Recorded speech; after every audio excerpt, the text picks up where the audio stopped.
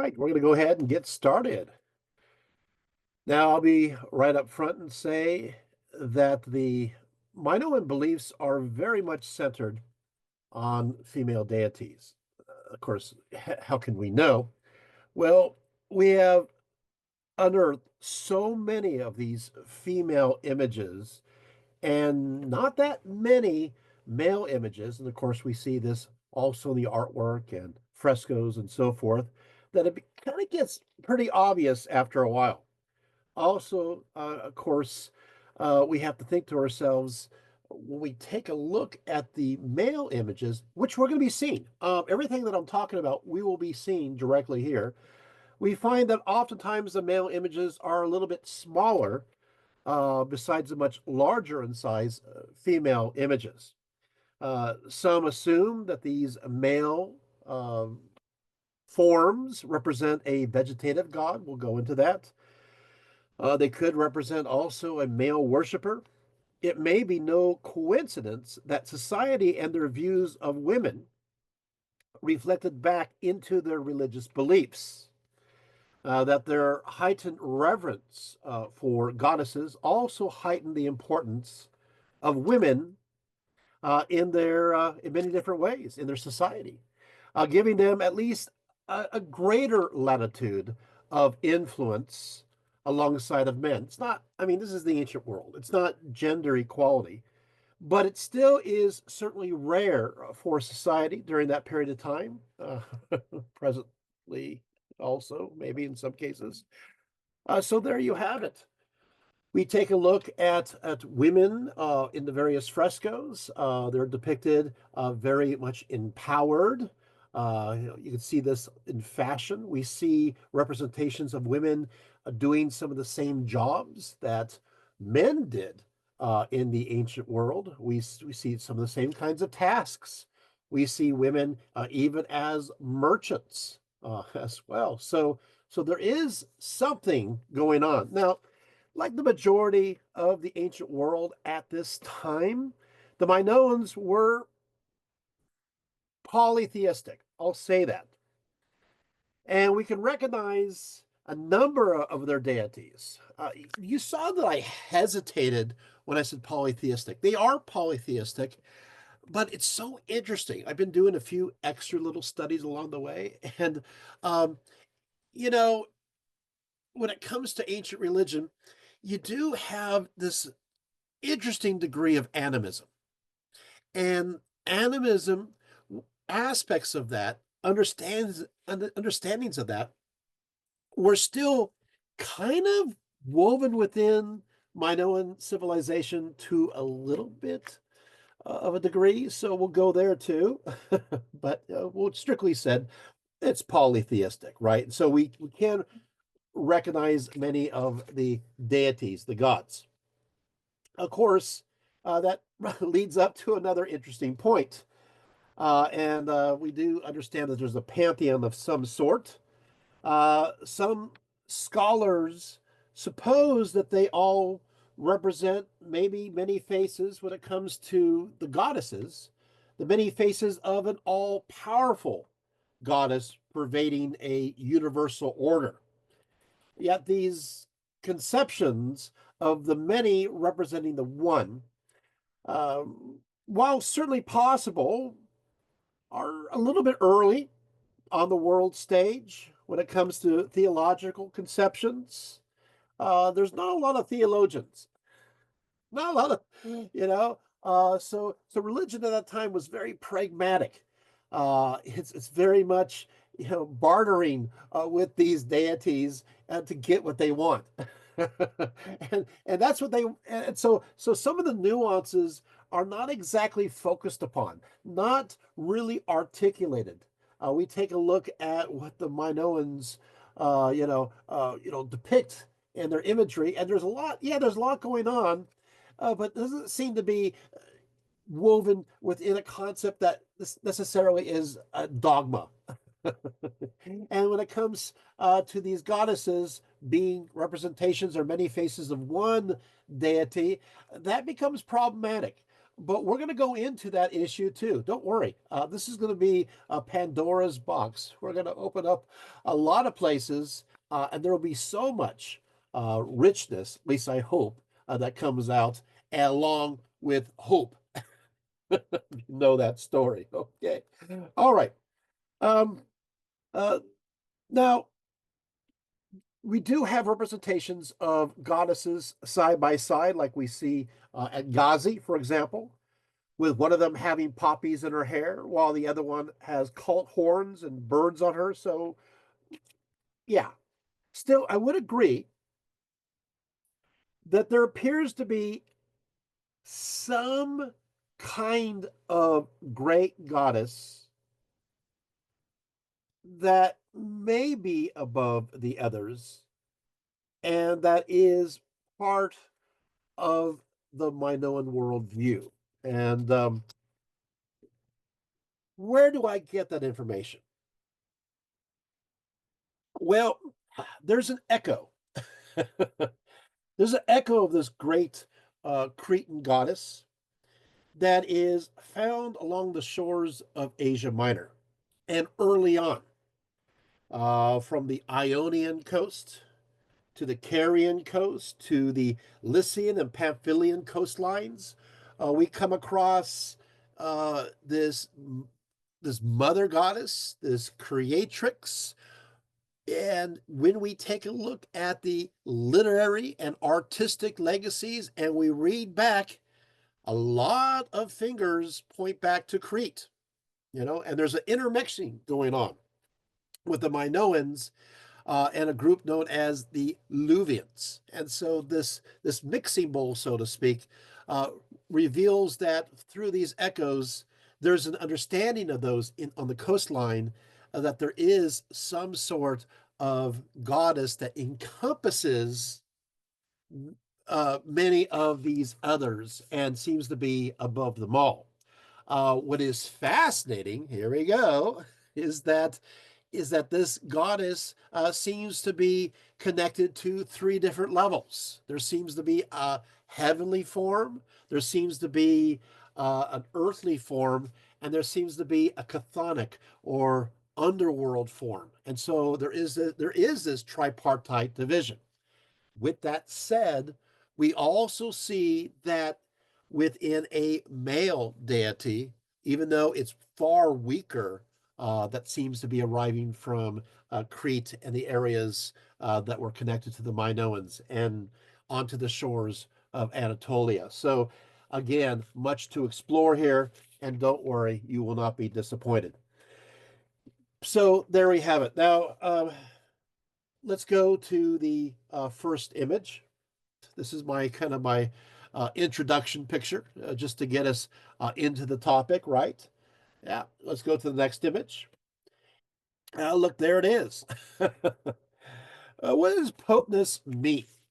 Potnus means the lady. That it is in the archive tablets, and this Potnus, or this the lady, had shrines or sanctuaries located in many places. She was worshipped in the later part of the Minoan period, at least, and also on the mainland as well. So perhaps cult practices and deities were amongst the Minoan exports, right? At Kenosis, there are dedications of offerings to the Lady of the Labyrinth. Potnia does repeatedly uh, re show up as the goddess's name. So you can see right here, take a look here. You have bringing to the temple of Potnia 100 rams and 190 pigs. There it all is in linear B. And also, of course, this is Mycenaean, but this legacy goes from the Minoans to the Mycenaeans. You see here also bringing by ship to Potnia 100 rams and 190 pigs. So uh, you have people who are bringing these rams by land and by sea. And there's the breakdown of what it means. And so Uh, Potnia occurs repeatedly as the main goddess's name. So she is the lady, simply. In the classical period, the title was used as a respectful, honorific title in addressing women of rank, but it originated as the proper name of what appears to be a principal Minoan goddess. Now, in her aspect as a domestic goddess, she was a guardian of households, possibly in cities. Once again, uh, with the word Potnia tied to these particular activities. So we have the lady, and the lady is involved not only in areas connected to fertility and so forth, but also areas connected to households, connected to protection, and of course, you got to give them special gifts.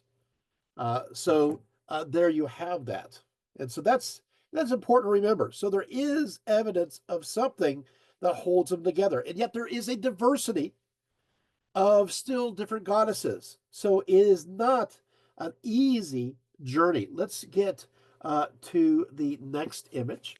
We have, of course, this is in fragments right here, but in we do see this Potnia, this lady, connected to what will eventually become Athena, what will eventually become Rhea, what will eventually become Hera.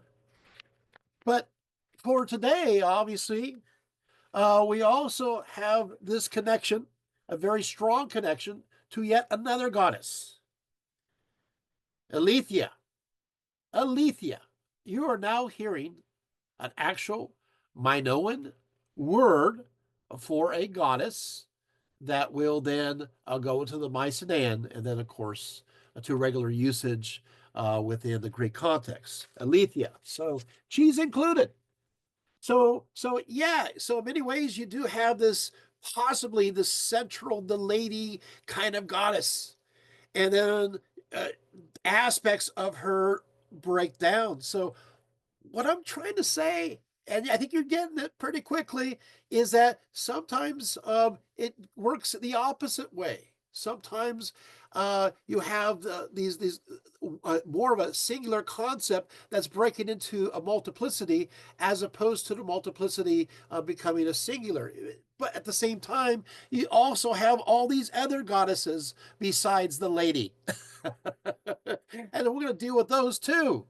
So not easy, but we'll get through it. And by the end of this talk, you'll probably know way too much.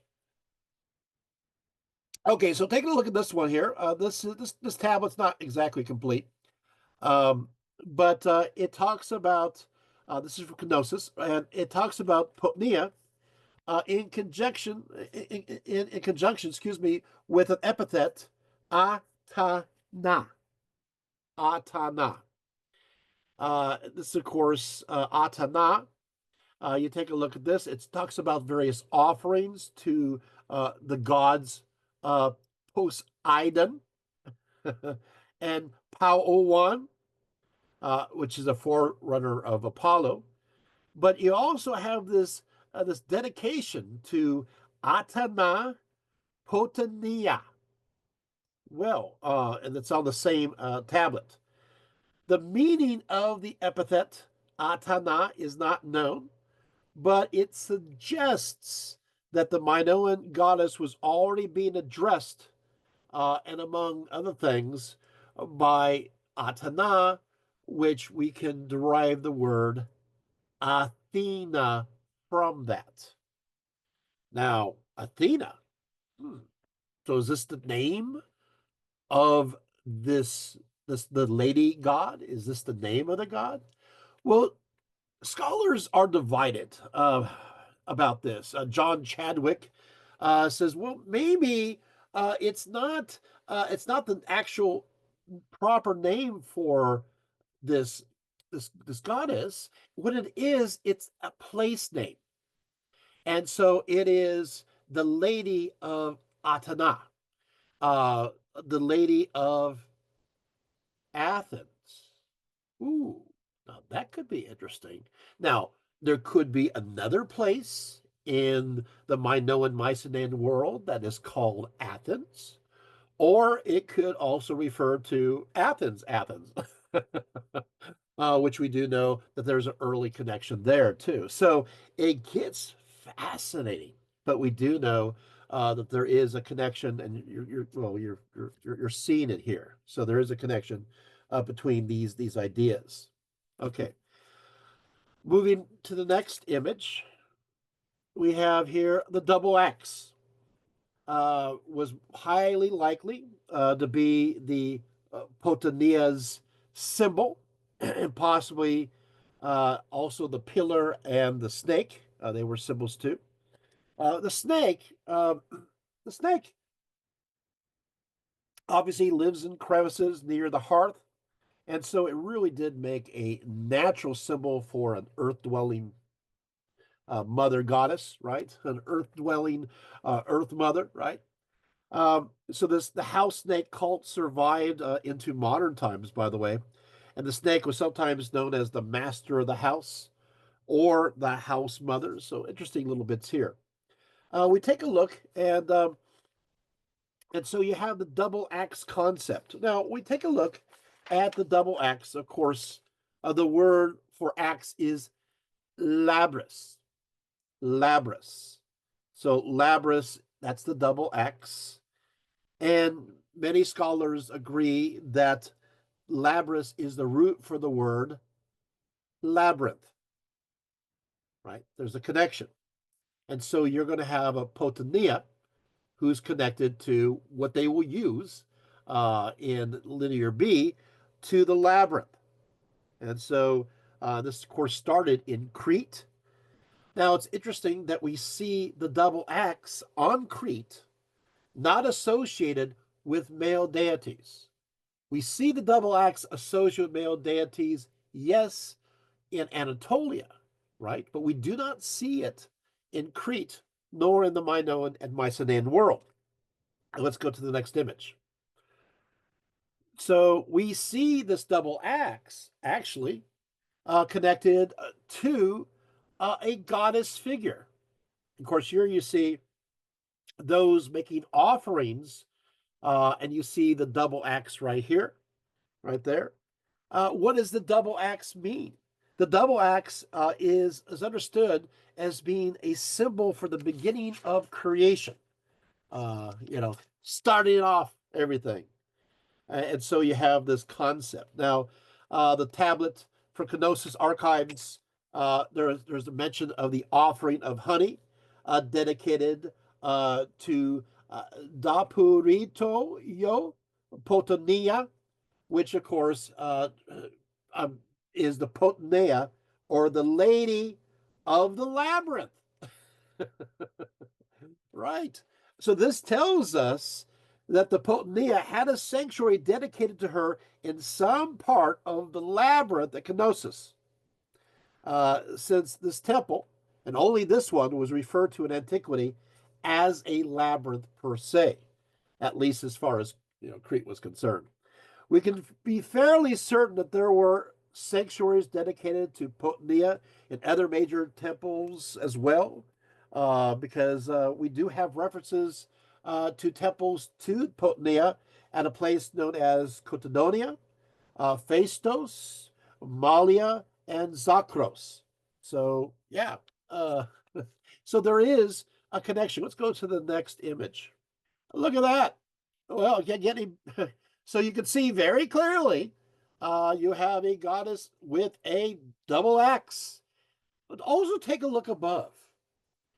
And you can see her, you have the double axe, which does connect to the creation of the earth. And above, you have a representation of the sun and a representation of the moon.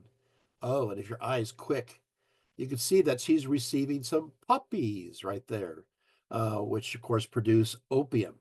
So you do have, and it's interesting because you do have a goddess that seems to be dedicated to poppies, a poppy goddess. But how does that work in? Well, we're going to find out. Okay. Okay, let's just see me for a little bit. So you get the idea. Now, there are many different perspectives concerning this male deity. Many have come up with theories for how this prominent goddess interacts with the more limited male deity, since the goddess herself was not permitted to cease her existence, to die. The annual birth and death within nature seem to be moving through and acted within by a young male year spirit, who would be lesser than, who then took on the role of a son or a consort. We may have seen this. This is again uh, assumptions based upon not only Indo-European understandings that goes into Celtic perspectives, but also ideas related to within the Middle East. And there is evidence that there is a flow going both directions. And so this male representative uh, represents the discontinuity in nature. So while the female deity represents continuity, and she is the creatrix, and she creates all things, and all things move through her and for her, and all the seasons go. Remember, people are not linear thinkers; they are cyclical thinkers. They see things in the round, and so they see things as this great circle of seasons. Well, this goddess is in control of that wheel, the wheel of the year as it turns. But you still have to understand that the wheel of life, of fertility, involves male and female, at least as they see it in humanity and as they understand it when it comes to their animals, right? So you have this concept of male and female moving back and forth. So they know they got to have something that's female, they got to have something that's male. And they look at the female and they say, well, this is a constant. She is giving birth, right? Constantly. So she has to be connected to life, right? And so the deduction is the guy goes, hey, guess what I get connected with? Yeah, you get connected with death, right? You have that which is permanent and that which is temporary. And so you have this. In the end, still you have this evidence that this male deity, Tammuz, or whatever you want to call it, becomes more subordinate to the goddess. But then eventually, this male deity becomes a little bit more empowered. This is through time. This really started in the Mycenaean period and goes into the Dark Ages. And some people will say perhaps this is Zeus. In some cases, it is Zeus. In some cases, it's not Zeus. It's Poseidon. But that's beside the point. So we'll get there in a few moments. So let's go with the Zeus one. So Zeus. So eventually Zeus became more important. Now there is a Minoan Mycenaean name that was used for this Zeus-like figure, this male figure that seems to be gaining in power, and that is Velkanos. Velkanos. So, and this name actually seemed to endure even into the classical period as a title that is attributed to Zeus on Crete. So you will have on Crete a Zeus Velkanos. Uh, and so also, which is pretty fascinating, is they call this Zeus Velkanos. He's also known on Crete as Kouros, which means the boy. Yeah. Okay. So Velkanos was always, again, subject to the goddess, but this is going to change. So let's take a look here at Velkanos with our next image. Oh yeah, sorry, that's the Potnia, the labyrinth there. There we go. Yay. So here is, of course, the goddess, and you see this boy, right? Now there was two ivory divine figurines that were described by Evans, who initially was an archaeologist that worked at Knossos, right? And he believed that they originated from the labyrinth, and these images may represent Velkanos himself before and just after puberty. There's a description of it, and I have one of them here. The older boy is leaner and more muscular, has shorter hair and a small skull cap, which may conceal a tonsure. It is known that youths grew their hair long in preparation of a ritual offering of a lock of hair to the deity. The older boy appears to have gone through this initiation ritual, but still stands erect with arms raised in the gesture of worship and submission. So we also have an older version. So let's go to the next image. And so there's Valkanos, right? So an older vision. And so this, of course, becomes Zeus. All right. Well, okay. So we say, all right, we have it figured out. Good. Well, it's not as easy as it may seem. So let's see me for a few more moments here. Let's go down. You see, here's a problem, and I'm going to go there right now. All right. So Zeus, the word Zeus is an Indo-European word. Okay. It's a Proto-Indo-European word. And Zeus was known as Zeus Pitar. The word Zeus means day, as in daylight, as in today, as in yesterday, right? It could also mean sky. So Zeus means sky. Now you're waking up. Huh. Okay. Zeus is sky. Sky father. Right. Now we move into this other point, is that this word uh, will be arriving amongst the Minoans. The Minoans, however, are not Indo-European. They're not at all. The Mycenaeans, who are Greeks, are Indo-European, but the Minoans aren't. So there is, yeah, evidence that they have this boy who is Velkanos, right? In of course in Minoan, and then later on they're going to attach it the when the Indo-Europeans arrive, when the Mycenaeans arrive, they're going to attach it with the Indo-European word Zeus, which is sky. So sky, Velkanos, we're making the connection.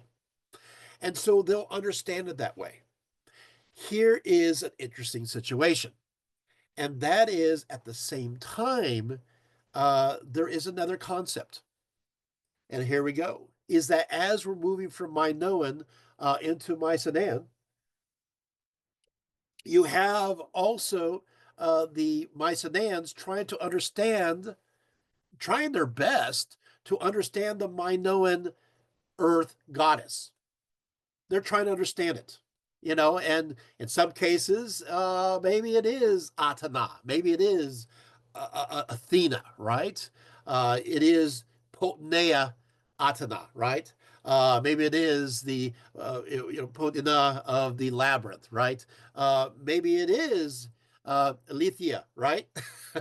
Right. So it's a possibility, right? All these things are possible, right? But for them, they're going to attach their own words to this mother. And so what are they going to use to coincide? We're talking about some pretty complicated stuff, but if you get this, you're going to be pretty happy. They're trying to coincide their own words. Well, we've already established the Sky Father, right?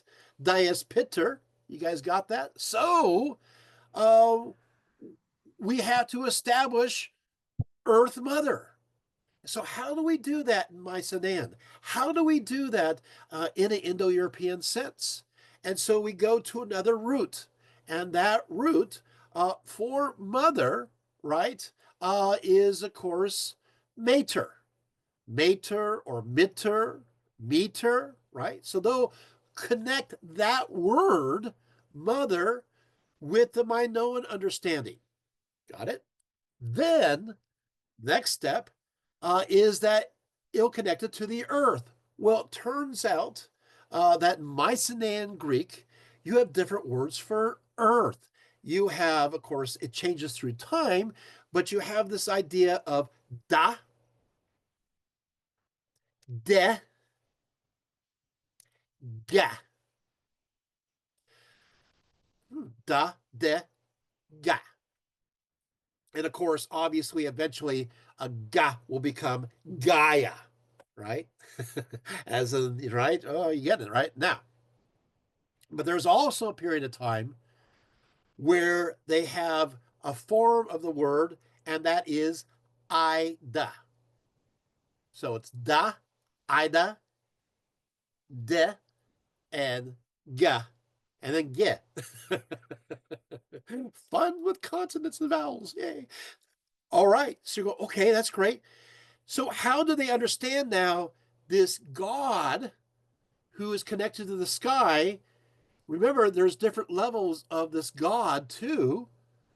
And so they understand, well, how does this earth deity connect with the male one?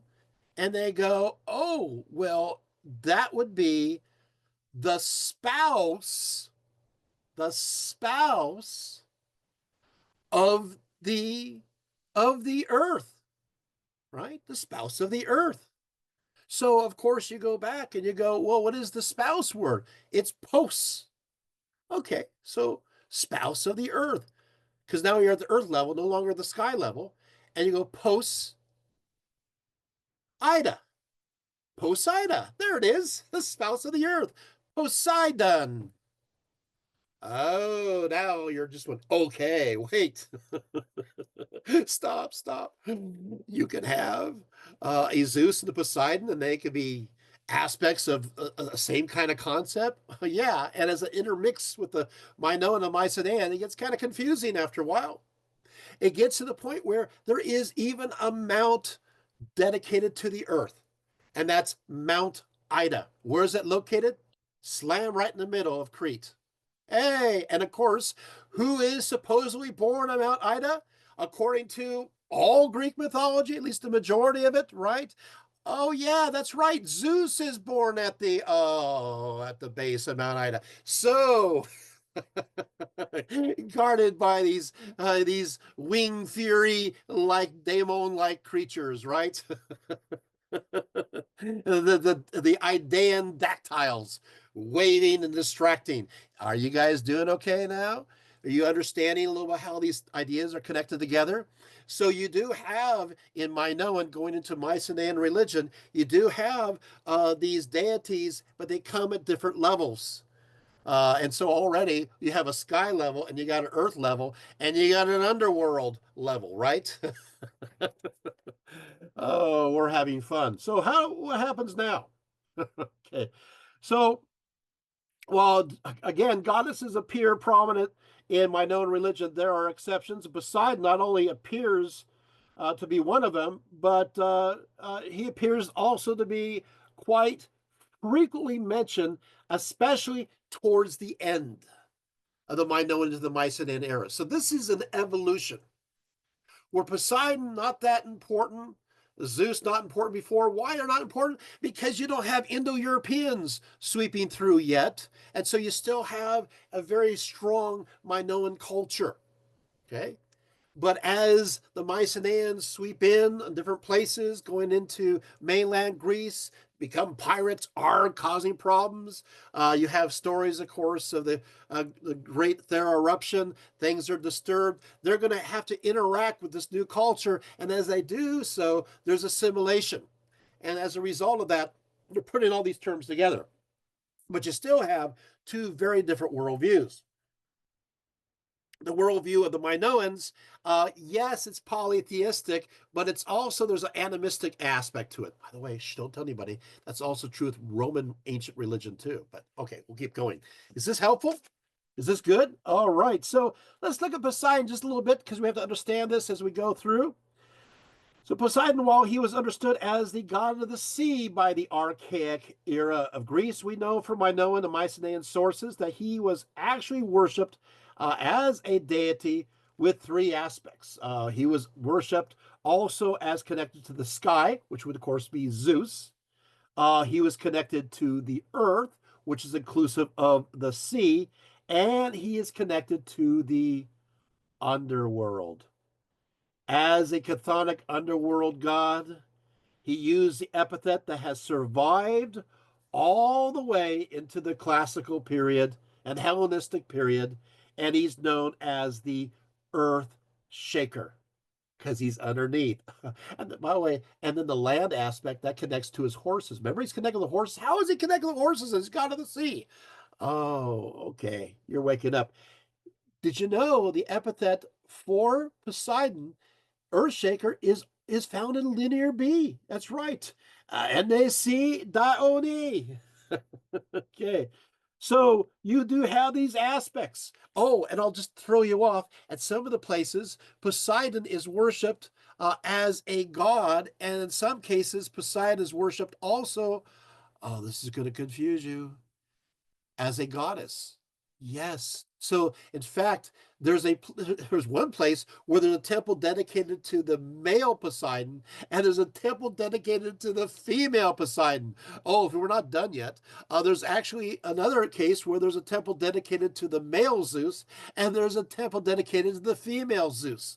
Whoa! I told you, loosey goosey, right? Anything works. Okay. So you do have this three aspects kind of concept, right? Um, okay, and so these gods are worshipped in three different ways.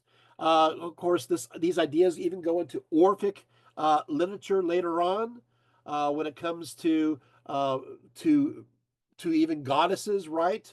So you have this idea of of course the sky, of course Selene, Artemis, and then Persephone below, right? So you have these concepts that go through it. And so you're going to have, moving right along, we also have uh, uh, this Poseidon connected to a bull, Bull, a bull god. Now, the bull god was also the sun god, and he was also the sun shaker. And so you have this concept that's interesting. Uh, in fact, and so we will keep on going though, but I think it's fascinating. Let's go to the next image, actually. Ah, there we go. So there's a bull right there. So and so by the way, the bull seems to be again connected to Poseidon. In fact, without question, the earliest aspects of Poseidon is related to the bull for both the Minoans and the Mycenaeans, as found within the symbols discovered within their artwork and even in their sacrifices. For right from the beginning, one of the most appropriate sacrifices to Poseidon was a bull. Of course, the fact that Poseidon was connected to the bull within a Minoan context has interesting ramifications in regards to a sacral sport of bull jumping. Let's go to the next image, I think. Uh, yeah, bull jumping. So is, by the way, parallels between the Minoan bull leaping and Spanish bull fighting. Um, so there is something going on there. Uh, the bull dance is central to the Minoan belief system. Uh, the bull was a manifestation of the power of Poseidon, the power, of course, to fertility, as well as dancing.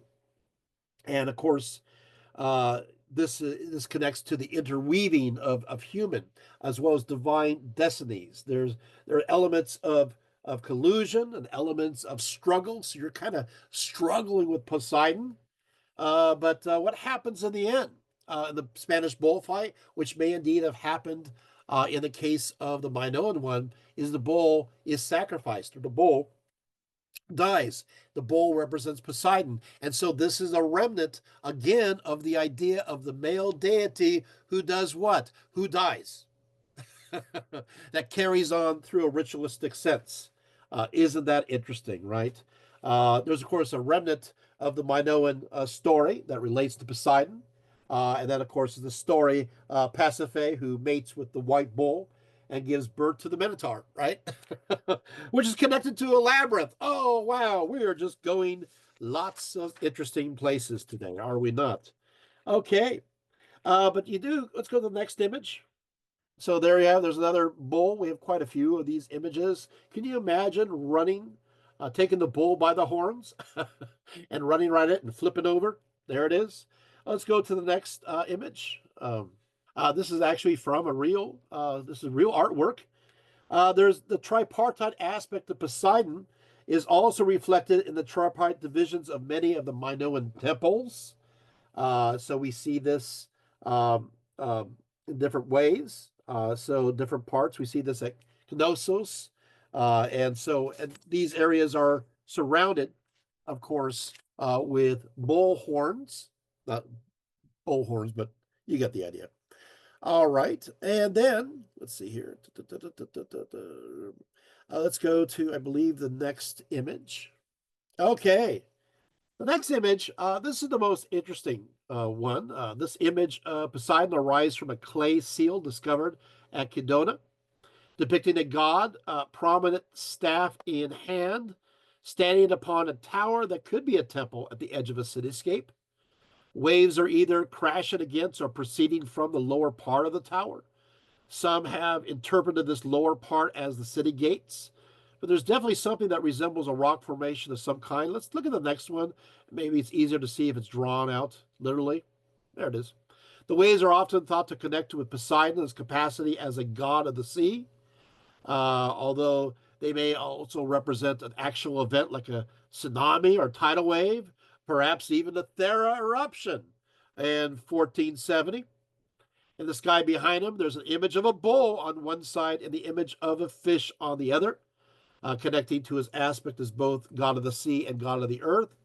And so the fact that he is depicted in the sky also connects to his sky aspect, which I find is interesting. Without question, there is some kind of connection. So, interestingly enough, so what's going to eventually happen is when it comes to the male deities, the tripartite aspect, you're going to have the sky will be reserved, will just be separated out as Sky Father, which is Zeus, and then uh,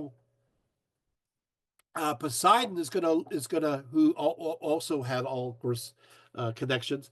Poseidon it will be relegated to the sea. Maybe that's what he gets for allowing the Minoan civilization to experience the cataclysmic eruption of Thera. I don't know. So yeah, but there you have it. So and then now they have a problem. You got the sky taken care of. You got the sea land taken care of. So what do? You bring Hades in to fill in the rest. There you have it. So let's go to the next. So we understand now that also one of the most popular Minoan goddesses appears to be what is now described as the Lady of Beasts or the Huntress, who is very much like a proto Artemis in so many ways, depicted as communing close with nature. She is the mistress of animals, of wild animals. Sometimes we see seals showing this huntress goddess with spear in hand and accompanied by a lion. Let's go to the next image. All right. Sometimes she's holding a sword instead of a spear. So what will happen is that this this Lady of Beasts, is it connected to Potnia? Is it connected to the Great Mother? Or is it an aspect of the Great Mother? Or is it completely independent? And that's a good question because if you ask Minoan, they'd probably shrug. Why? Because the great goddess also connects to the wild animal kingdom, right? To nature itself. She births it. So this is an aspect of it. that's represented as a goddess, but may indeed have a direct correlation with Potnia. Again, it's not an easy distinction, and one that would also confuse even a Minoan going through all this, right? And so what will happen is this form, who's the huntress, who's connected to the animal kingdom, is also still will be understood as connected to the human world. How do we know that? Because when this particular aspect goes to the coastline of Asia Minor, when it goes to Ionia, it one form appears as Artemis of the Ephesians. Artemis of the Ephesians, who is she? She is the great mother goddess. She's connected to the realm of nature, but she's also connected to the realm of humanity.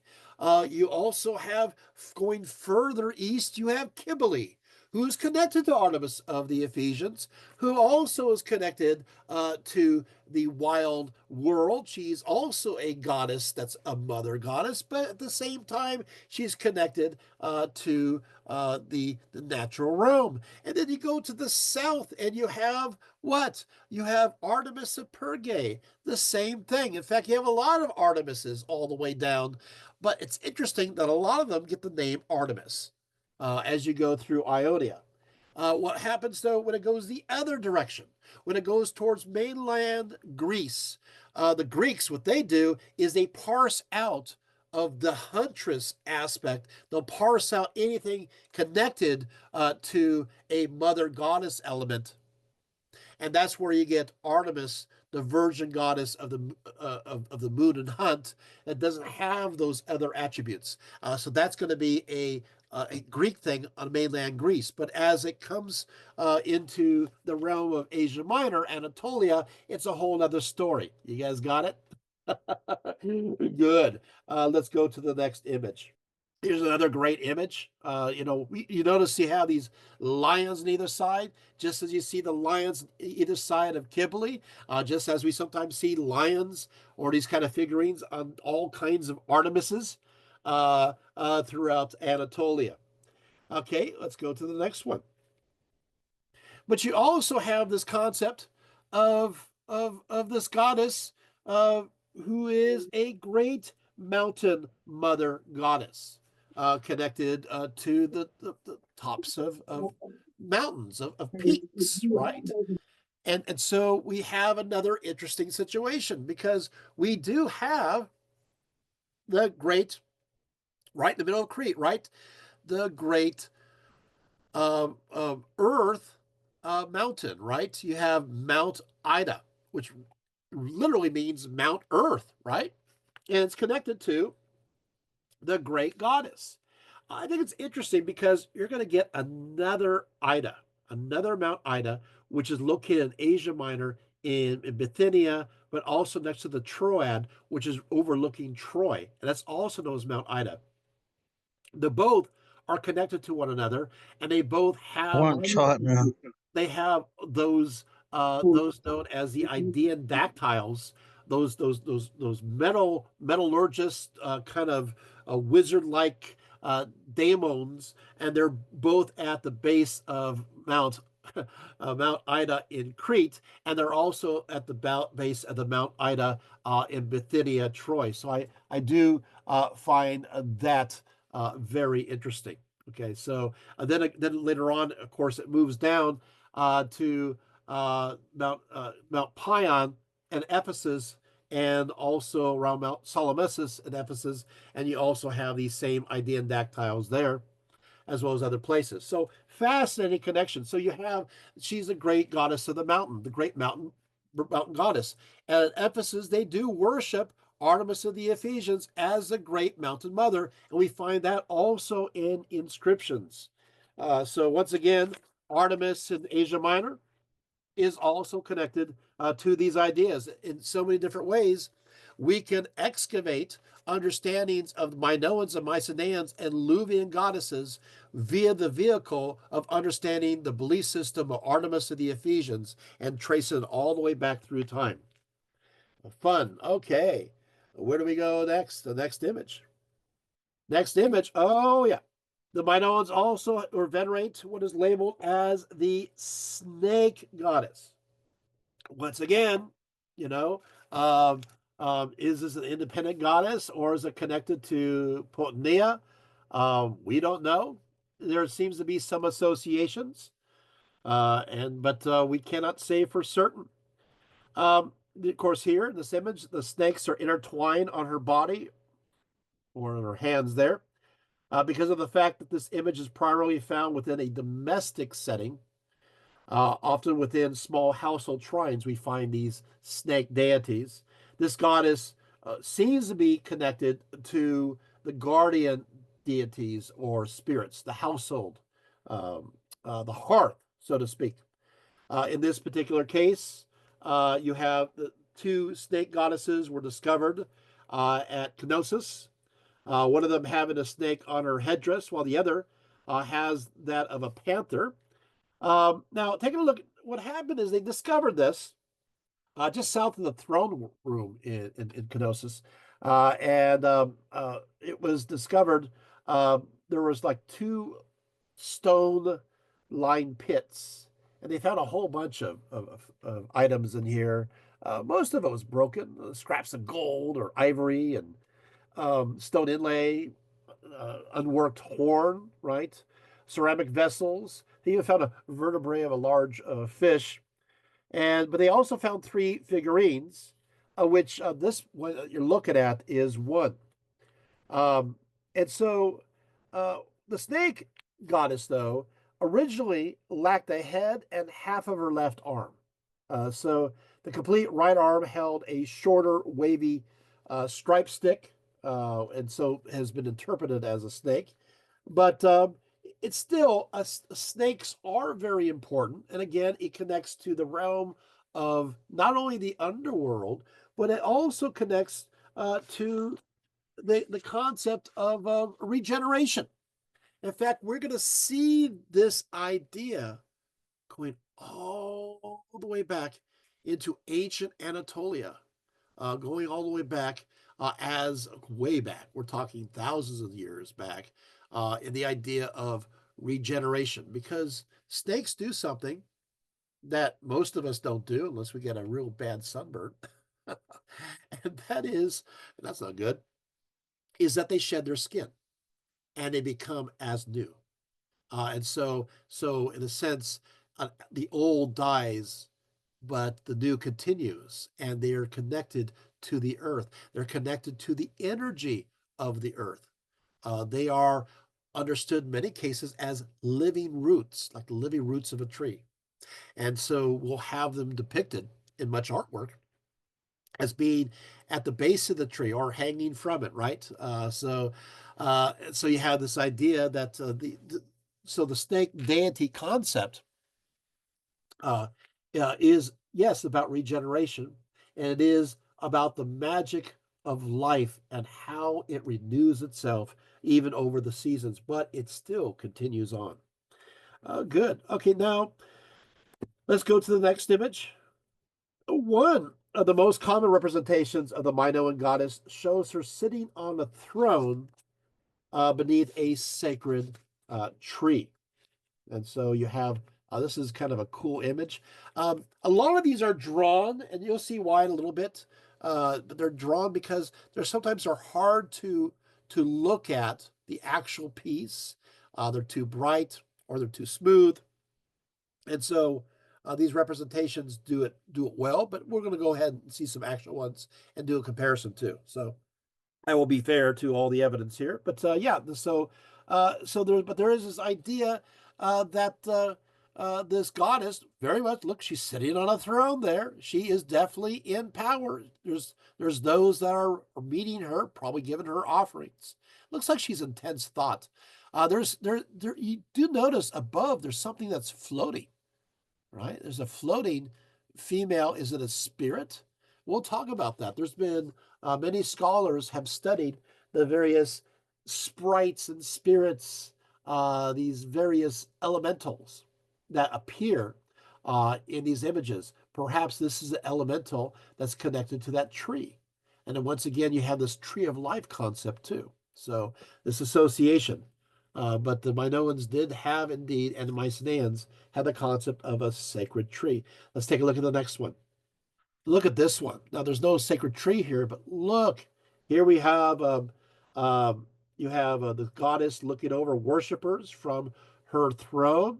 It's a beautiful images, and many of them are here are holding various gifts, possibly to be dedicated to her. Let's get a close up so you can see it even better.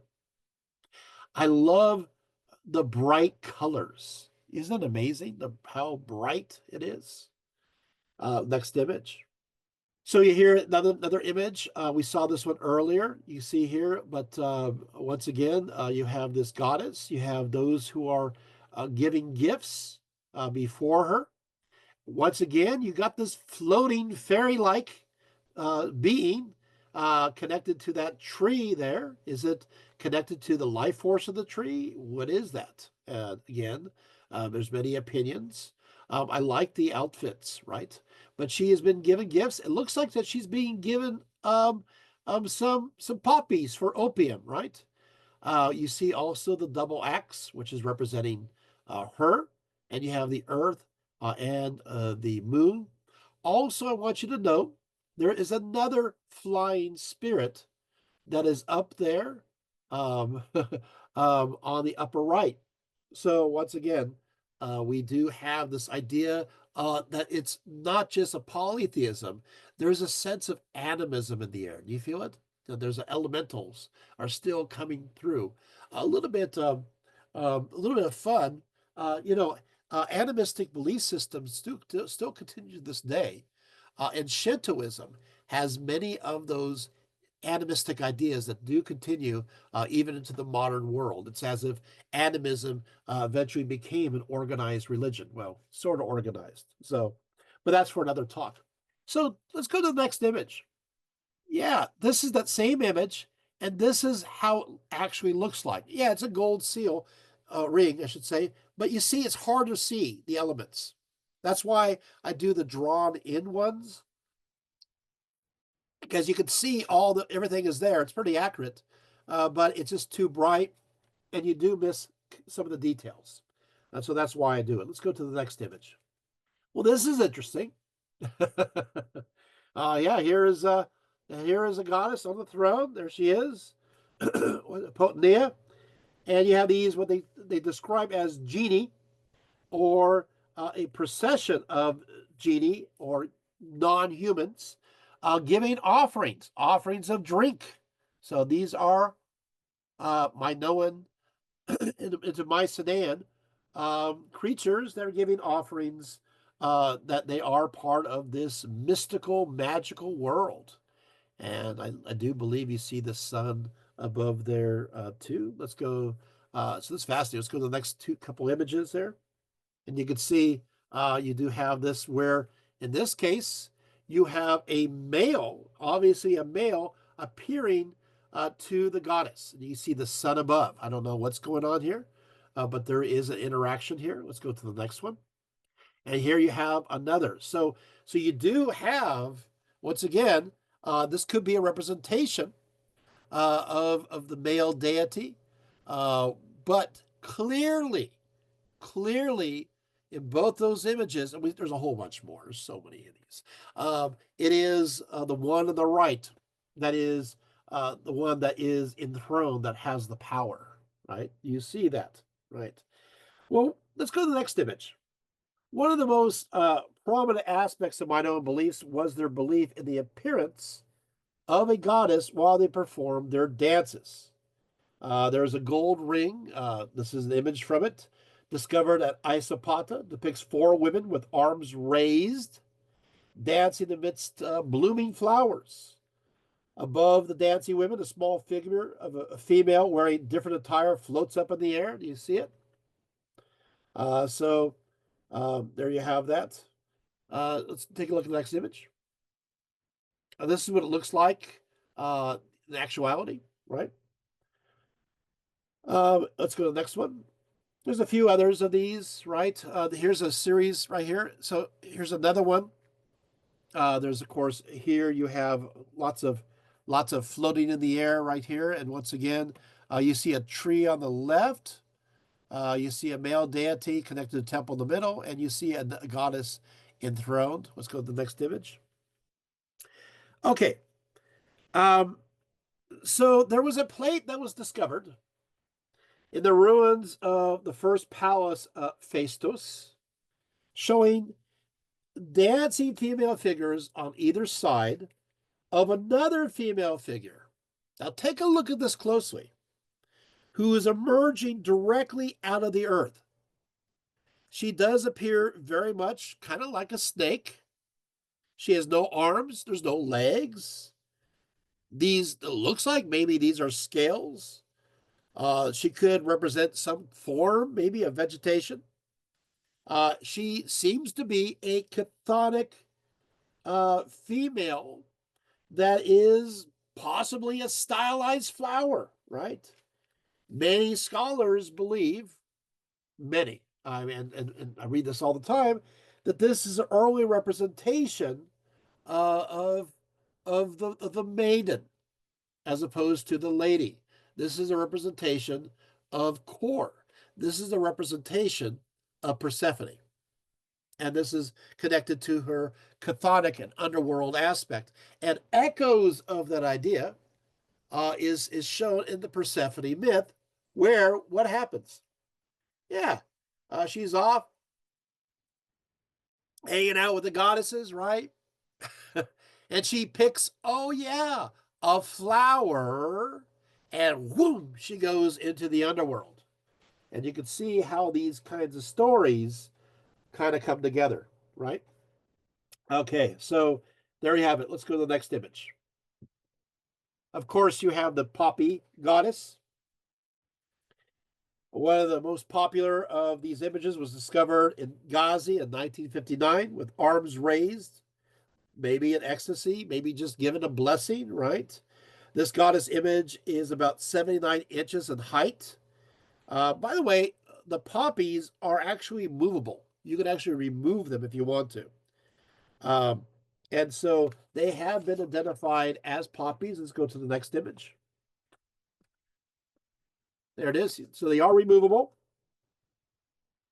So the colors in vertical notches in the poppies directly correspond to and with the color of the juice from the poppy as well.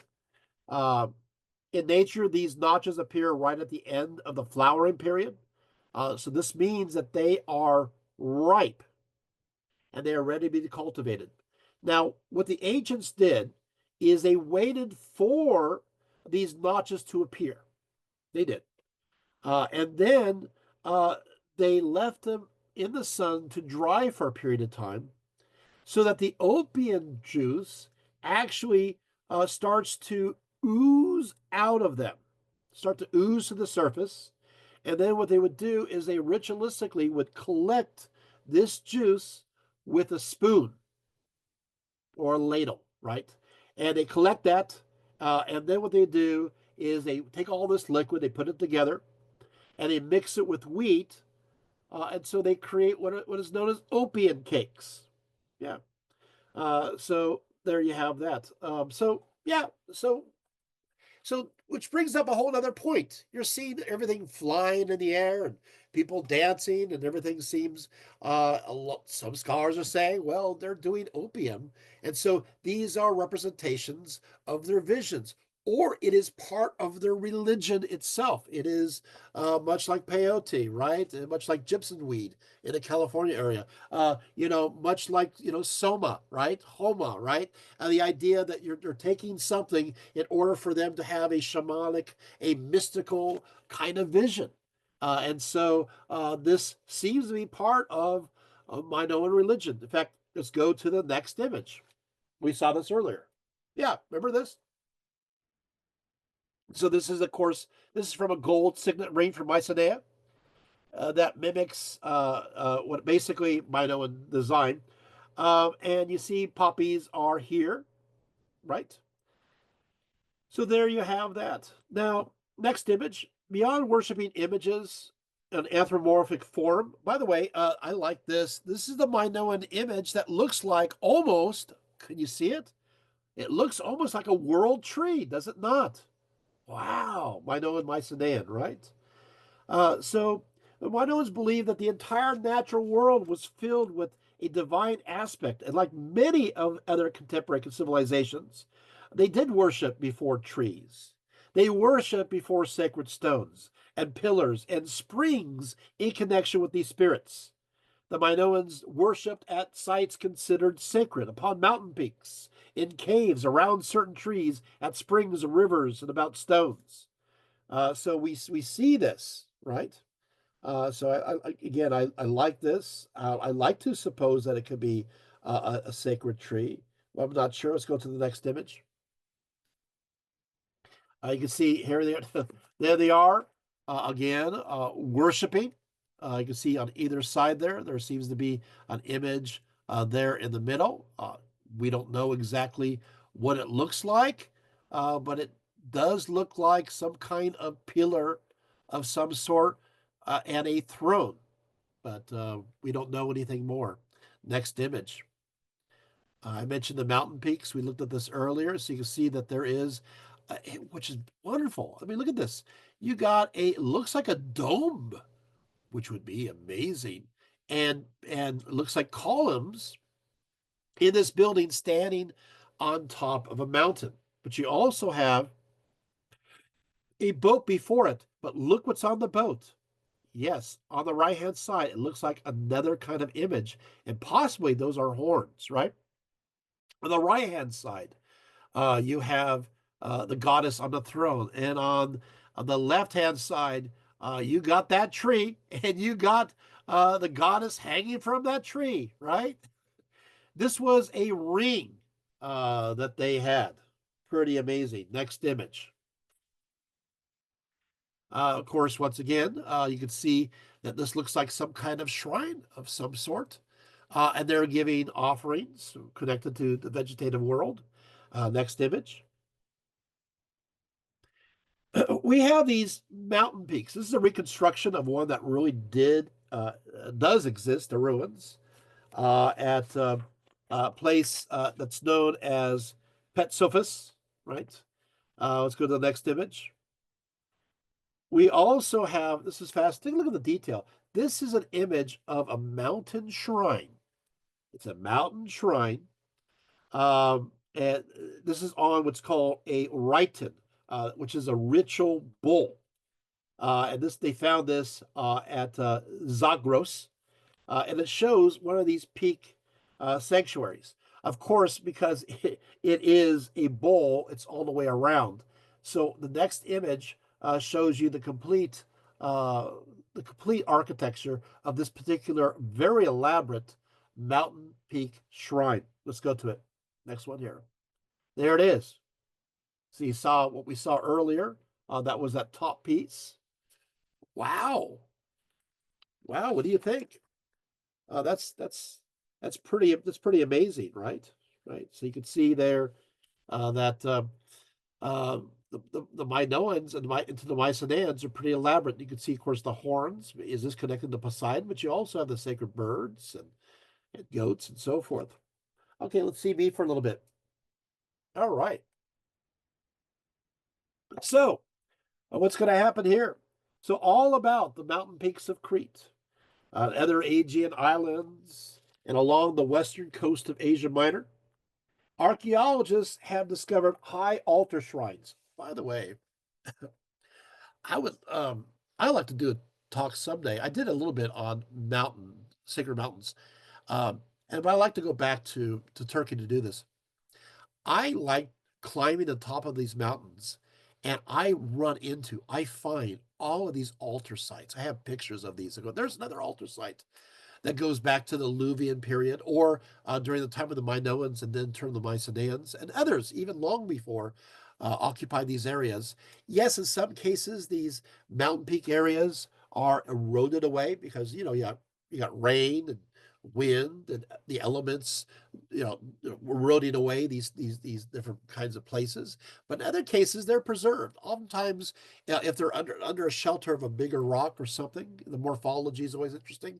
In fact, I always look at the morphology of a mountain. If I see it looking kind of strange, I go to the top and see what's going on up there. And oftentimes, I do find these mountain shrines.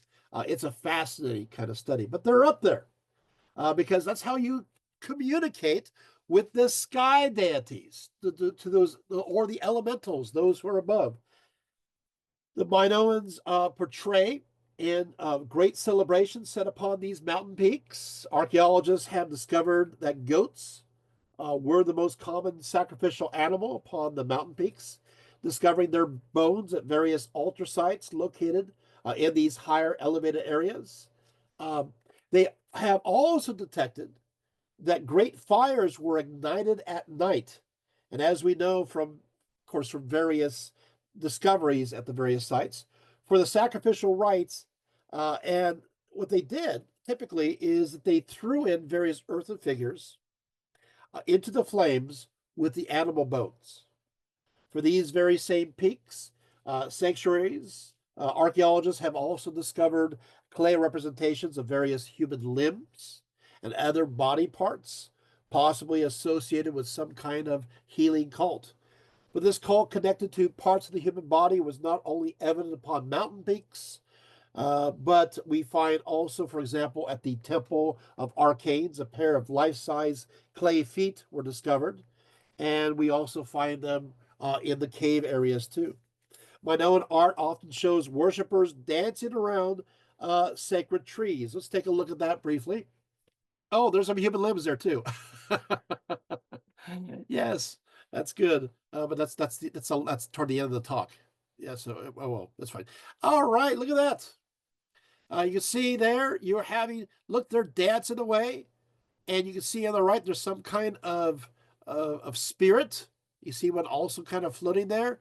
But what's going on here is you got this female figure, and she's dancing. She's having a great time, and they are shaking that tree, right? And it looks like they may be, I don't know. I don't know what those dots are. They're shaking fruit off of it or what's going on. But there is literally, they're bending the tree as part of some kind of ritual we don't know. Go to the next image. We see here again too, right? We see the bending of the tree, right? The bending of the tree. You have, of course, the goddess figure in the middle, possibly, or maybe a priestess of some sort. The lady on the left, it looks like she's sleeping. I don't know. Maybe she's tired of being depicted in all these seals. Go to the next image. There you have it. And again, dancing. Here you though, look at this. Here you have the male figure that I was talking about. So here we have this male figure, and he is very much connected to life, but also the dance, the happiness, the joy, the bliss, right? And you see some sort of possibly a goddess sitting to the right. It's a possibility. So next image. Now, once again, more trees, right? Once a bending low. I think you're getting the point. There's lots of these. Let's go to the next image. Oh, I didn't realize I put this one in here. This is another good one. Now, I don't know. It looks to me like maybe there being a little intoxication going on here. The shaking of the tree looks like that person is just on the right is just kind of barreled over, right? What do you think? Well, you see these floating things. You see the Minoan spiritual universe was inhabited by spirit beings that are really, as you can see, as you see for yourself, difficult to define. While they look human in some cases, sometimes their feet and their hands or something is different about them, you know? In fact, there's even a bowl-shaped head that I don't have represented here. And many people say that this maybe connects to the Minotaur stories later on. Let's go to the next image. But you can see all these interesting things floating about. I like this image, of course. Once you see the male god holding a branch, possibly as an offering. You see this building with three columns. Maybe this is a sanctuary. You see some kind of image inside of it. Flowering giant fennel branches, right? There's some kind of inscription that we cannot read. Or maybe we could. I mean, it says the name of the woman on the right, maybe. More buildings, columns, female figure, maybe other goddesses. We're not sure. Sleeping, crying. We don't know. Next image. So once again, now we're seeing these various creatures. Keep an eye on these. I think I showed this one earlier. Let's go to the next one. Yeah. And so birds are very popular. Bird spirits are venerated. We find them oftentimes connected to homes, by the way. Next image. Yeah, look at this. You just, wow. What are these? I mean, the imagination is at play, right? Looks like an egg that's floating too, right? Next image. Look at those things floating above too. Okay, you're getting my point, aren't you? That's a very different world, indeed, with kinds of life that you would never, in the spiritual world, that you wouldn't seem to conceive. There seems to be floating, maybe on the right, and maybe a goddess with arm up on the left. That's a possibility. Next image. Oh, like I said, these are pretty elaborate. We don't know. Is this looks like a snake of some sort? So we have a snake deity, and that's probably what it is, right? Next image.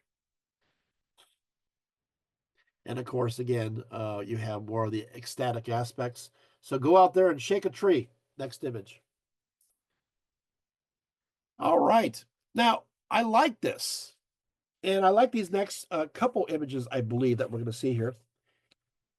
It's once again, we're seeing a male and a female, and there seems to be some kind of balance here between the two. You have the goddess or sitting down, you have the god standing up, um, but you have some sense of interaction, some sense of being like a divine couple, right? And so again, this is maybe towards the end. Actually, it is toward the end of the Mycenaean period. But I find it fascinating that eventually you're going to have, for a while, an equilibrium, and then things are going to change. Next image. Okay, so this brings us to the next place, and that is that well, now we have been talking about uh, uh, Ilithyia the whole time. So we just we just gave it a name. Ilithyia is the name that eventually emerges for this Minoan kind of deity that has different aspects. And this is be through the mindset or the perspective of the Greeks and as well as the Romans later on. But we take a look at this, and let's look at me for a little bit, and then I'm going to go into how this relates to this image. So, so basically, as follows: concerning the origins of of this particular goddess of Ilithyia, um, obviously, Ilithyia is an early Minoan goddess and is connected in many ways to these others or an aspect of it. And we'll go into that in a few seconds. There are also earlier Neolithic prototypes for this particular deity that seem to be very firm. She is at first, she is a mother goddess, an earth goddess that's connected to Crete. She is the Minoan name that goes into Mycenaean for this particular deity that has a lot of power and influence, right? She is connected to her aspects will go on. And I don't want to give away surprises. The surprise will happen in a few moments. Eventually, however, she will become understood as a goddess of childbirth and the divine helper of women in labor, which seems to be connected to midwifery, right? But that's a gradual evolution.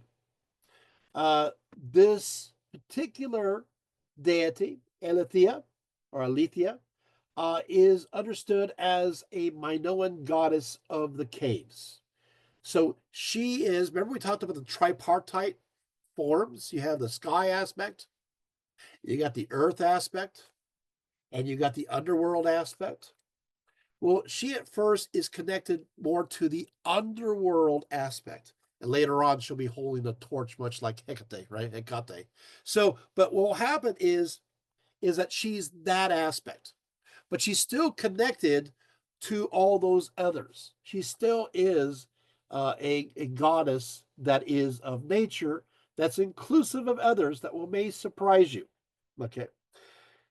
So what happens is that while the name is pre Indo-European, it does enter into the Greek language and is connected to the Greek verb elitho, elitho, which means to bring. Some have theorized that Ilithyia means the bringer. The Greek lyric poet Pindar from the 6th century uses the word elithu with having the sense of more than bringing something indefinite, but in bringing freedom, in bringing freedom. The word Eleutheia in ancient Cretan has many of the same connections that Ilithyia then could be understood as a goddess who brings freedom may be significant, since in some sense, the Demeter of Eleusis was also believed to bestow freedom, but in this case, of the afterlife. Freedom. What kind of freedom? Well, of course, there is this idea of freedom from the womb, right? You're giving life, right? And there's this freedom that you are released from the womb. But there's this other thought that as when you die, you are released. There's freedom. In this case, not the womb, but the tomb. And so you have that aspect and that concept that there is still freedom and that there's something that is beyond that. Okay? Something that's beyond that. So her initiations, which of course brought freedom from the misery of death in the case of Demeter, and maybe some suffering in Tartarus, right? The Greek Homeric hymn to Demeter makes it very clear that the cult of Demeter at Eleusis, the cult of Demeter at Eleusis, originally came from the island of Crete.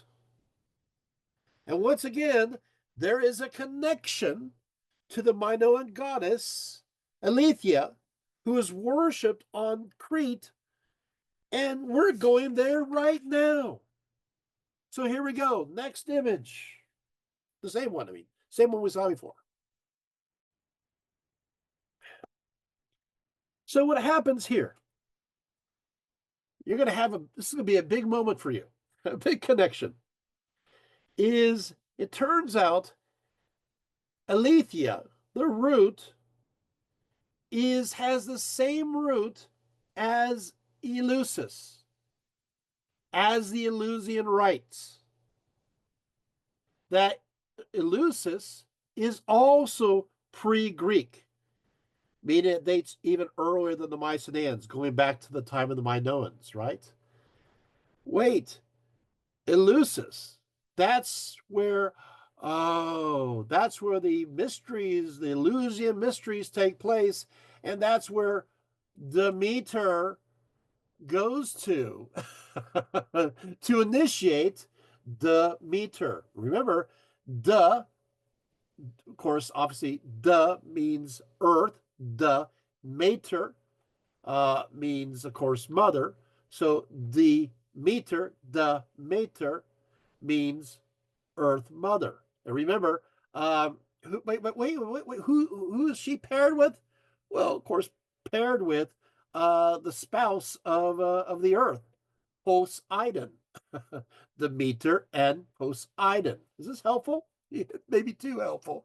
So what happens is Demeter also has a connection with Ilithyia. There's a connection because she goes to Eleusis, which of course is the same root as the name of this Minoan deity. Also, just to go a little bit further, Ilithyia is the same root for Eleusis as in the Eleusinian mysteries as the place of Eleusis. It also has the same root as Elysium, the place where the righteous deceased goes to the underworld to live their lives in bliss and tranquility. So, so everything in the name. So how in the world did this goddess get there? Well, it turns out there's evidence from a lot of Greek writings, which I do have here, that Ilithyia, uh, that cult and that belief system spread all over mainland Greece during the Archaic into the classical periods. Let's go to the next image. This is an image, of course. You see the torches here. There we go. And so there you have it. Now, there is, of course, the story that is told at Eleusis, and it follows that when Demeter had enough of her wanderings looking for her lost daughter, Persephone, who was kidnapped by Hades, she took the form of an old Cretan woman, according to the story, sat beside a well where Eleusis would someday be located. And she began to cry. Her tears brought four daughters of the chieftain Celsus out of the house, and they proceeded to comfort her. Demeter spins a pathetic yarn to gain their sympathy, telling about how she was abducted by pirates and barely escaped. She says, "Dear children, whosoever you are of mortal womankind, salutations. I will tell you my story, for it is not unseemly, since you ask for me to tell you the truth." And then she says, "Doso is my name, for it was given me by my stately mother. And now I come to Crete over the sea's wide back, not willingly, but force of strength against my liking. Pirate men brought me thence. They afterwards put me in with their swift craft to Thoricus, and there the women landed on the shore in full throng, and the men likewise started to prepare dinner next to the prow of the beach ship." She continues, "But my heart craved not pleasant food, and I fled secretly across the dark countryside, escaping my arrogant masters, that they should not take me unpurchased across the sea, where to win a price for me." And you're thinking to yourself, but wait a minute, that's not true. She's Demeter. So what you have here is inserted the foundation story, an earlier one connected to the founding of Eleusis, and of course later on the Eleusinian mysteries, and they stuck it in here and they put it in Demeter's mouth. But it's important to understand this. So look at me for a few moments. Of course, this is not simply an arbitrary story. While Demeter, as the old Cretan woman, Crete, is spinning a tale, there's much truth in this historically. First of all, Demeter clarifies that she is from Crete, of which we, of course, already have confirmed, right, through discussing this evidence regarding the Minoans. Second, she tells how pirates brought her to Attica, which again makes historical sense for the Mycenaeans who took over the Minoan civilization. Well, bringing their practices with them, were regarded by many as pirates, right? The third clue is her name, calling herself Doso, which means, oh, wait for it, wait for it. What does Doso mean? I will give. Wait, hey, that's close to Eleutho, part of Ilithyia, which means to bring. which is a direct connection to the Minoan goddess Ilithyia, which means the bringer. And it connects to Lucis. Well, no, you got it, the Rosetta Stone. Yes. So Ilithyia is Demeter, the mother, the earth mother, tied together. And you thought you wouldn't be surprised, right? You see, it's like hidden in plain sight. You can't get better than that. How are we doing? You didn't expect that one. Now you're seeing the tie-ins. I promised you at the beginning of this talk, I did, that you would start to see these connections, and now you're seeing it. It's getting pretty firm, right? Okay, so there you have it. Uh, let's go to the next image. Scholars are certain that a cave located at Amensos, the harbor town for Knossos on Crete, was indeed dedicated to um, Ilithyia by the Minoans. In fact, people were worshiping in this cave since the Neolithic era, but many of the votive offerings were Minoan. There is one, you're looking at it, one Mycenaean linear B tablet discovered at Knossos specifically mentions that a goddess by the name of Ilithyia was worshipped specifically at Amnessos, where this cave was located. So, how do we know? Well, we have an inscription from the Mycenaean period of time with her name tied to it. Can't get better. For example, Linear B tablet from Knossos, known as KNG 705, states as follows. It says Amnissos, the name of the place. One jar of honey to Ilithyia, one jar of honey to all of the gods. I like the fact that she gets her own jar of honey, right? Uh, Now, the funny thing is that this particular tablet that mentions her is actually the tablet that enabled us to figure out Linear B, the Mycenaean language in the first place. This gave us enough evidence to figure it out. So it's not only is she the birth bringer, the bringer of life, but she's also the one who brought us an understanding of the Mycenaean language. Perhaps she is helping us, right? um, Now, she is also mentioned as receiving offerings of wool. That was interesting. Honey, wool, both of these offerings, honey and wool, in ancient times and during this time, were the provenance of women. Women typically were the ones who tended bees, connected to various sacred goddesses, and they typically were the ones who spun wool. Um, and so these are offerings in particular that are special for women who are giving it to this particular goddess, right? So also, of course, the Odyssey, you're right, refers to a cult located at the cave near Omnissos, and also mentions that this was the birthplace of Ilithyia. He, Odysseus, anchored at Amnissos by the cave of Ilithyia.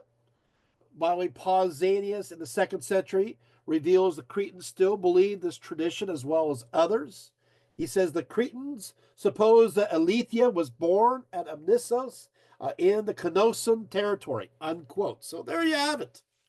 How we doing so far?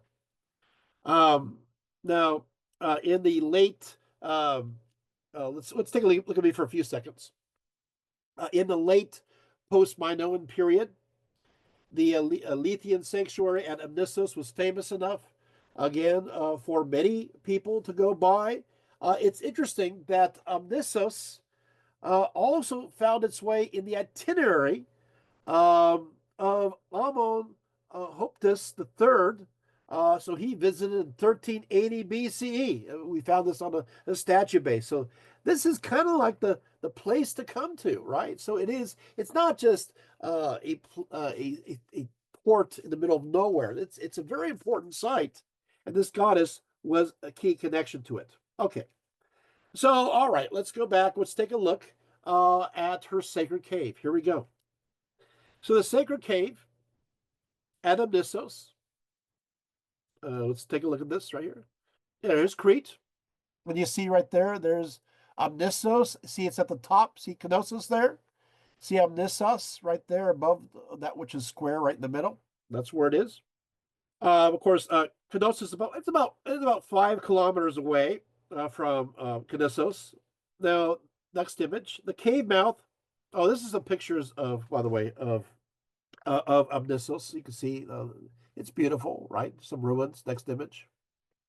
Of course, we found various beautiful Minoan decor, frescoes. I love this one, this natural one. Here's another good one, the next one too. Beautiful, right? Seems to maybe these seem to be steps or some kind of platform of some kind. We don't know. Next image. The cave mouth is hidden behind a fig tree. It's kind of a hillside gully, which is near the sea. Look in the southern edge of modern Abyssos. The cave is has a low ceiling. Let's go to the next image. There it is. Has a low ceiling, and its floor extends more or less horizontally into rock. It's a very uncomplicated floor plan, kind of open. Has clusters of stalagmites. Go to the next image. Many will say that these stalactites are sacred. The next image here. Two stalagmites, one larger than the other, were positioned at the center of the shrine, complete with an altar and an encircling wall. Here, the Minoans and later the Mycenaeans participated in a rite that may have involved touching the stalagmite that was considered magical. Many votive offerings were found there. Next image. And you can kind of see the outline of an altar area. And so there's also outside the cave mouth, they discovered a rectangular building that may have housed the sanctuary custodian. We also found, next image, various votive images. So here's a few that we found inside. This is kind of a nice one. You have found this. They were found in situ. So this little couple hugging each other were there together. Let's go to the next image. Here's a pot that has various decorations. Let's go to the next one. Yeah, we found a whole bunch of these as well. Okay, so let's see me for a little bit. Uh, so what happens is that all around this area, there's lots of sacred sites. There is a wall eastward that extends out, and there's altars that kind of lead to a second cave. They see that there's pouring of libations here. There's an isolated altar cube that is preserved to the northeast. So you do have these various worship sites. The worship of Ilithyia passed from the Minoans to the Indo-European Mycenaeans, where she becomes an important goddess for them too, found in linear tablets as Ilithyia. Also, according to Mycenaean linear bead tablets, the goddess Ilithyia had sacred shrines dedicated to her at the cities of Lauto and Eleutheia, and at the sacred cave of Inatos. I think I have a few pictures of Inatos, I believe. So let's take a look at that. Next image. Yeah, we do. Oh, here's Inatos. And let's go to the next image. Okay, so here they found Natos. They found many archaic and Greek statuettes and votive offerings, um, including images showing Artemis about to shoot with her bow. And so we find art connections to Artemis here. Let's go to the next image. And there we have it. Now, next image. Oh boy, here we go. So what happens here is you have this very empowered Ilithyia, this goddess, right? And now we're entering into the Dark Age. Um, Now this goddess finds herself mentioned in the Iliad, where she is described as the goddess of the pains of birth. And so we learn she is directly connected to the beginning of life here. Yet this beginning is accompanied by suffering. It says, the sharp sorrow of pain descends on a woman in labor, the bitterness that the hard Ilithyia brings on Hera's daughter, who holds the power of the bitter birth pangs. So already we're seeing during the Greek Dark Age, which is between 1100 to 800 BCE, we're seeing that she is suffering. She's starting to be demoted. However, that is within the Greek tradition. In other places, images connected to her legacy continue on. And so in the post-Mycenaean period, we have examples of a divinity of childbirth that connects to this to Ilithyia in Botia. We find it in many Botian tombs, and this is a bell-shaped female terracotta figures. The one that you're looking at, we see here, she's holding her hands. You can see there on her abdomen. This is important. You also see what's a swastika or a hook cross, which is painted on her dress. It probably does not have much of a significance at this time, although some had interpreted it as a symbols for man or even a vulva. But that those meanings were earlier on. We're kind of losing these meanings here, but we see many of these in this shape. The characteristic here is that typically they have long necks ornamented with necklaces consisting of 9 rings. It is noteworthy that these images, as well as those from the Mycenaean period, are draped, where those of the prehistoric period are entirely nude. Let's go to the next image.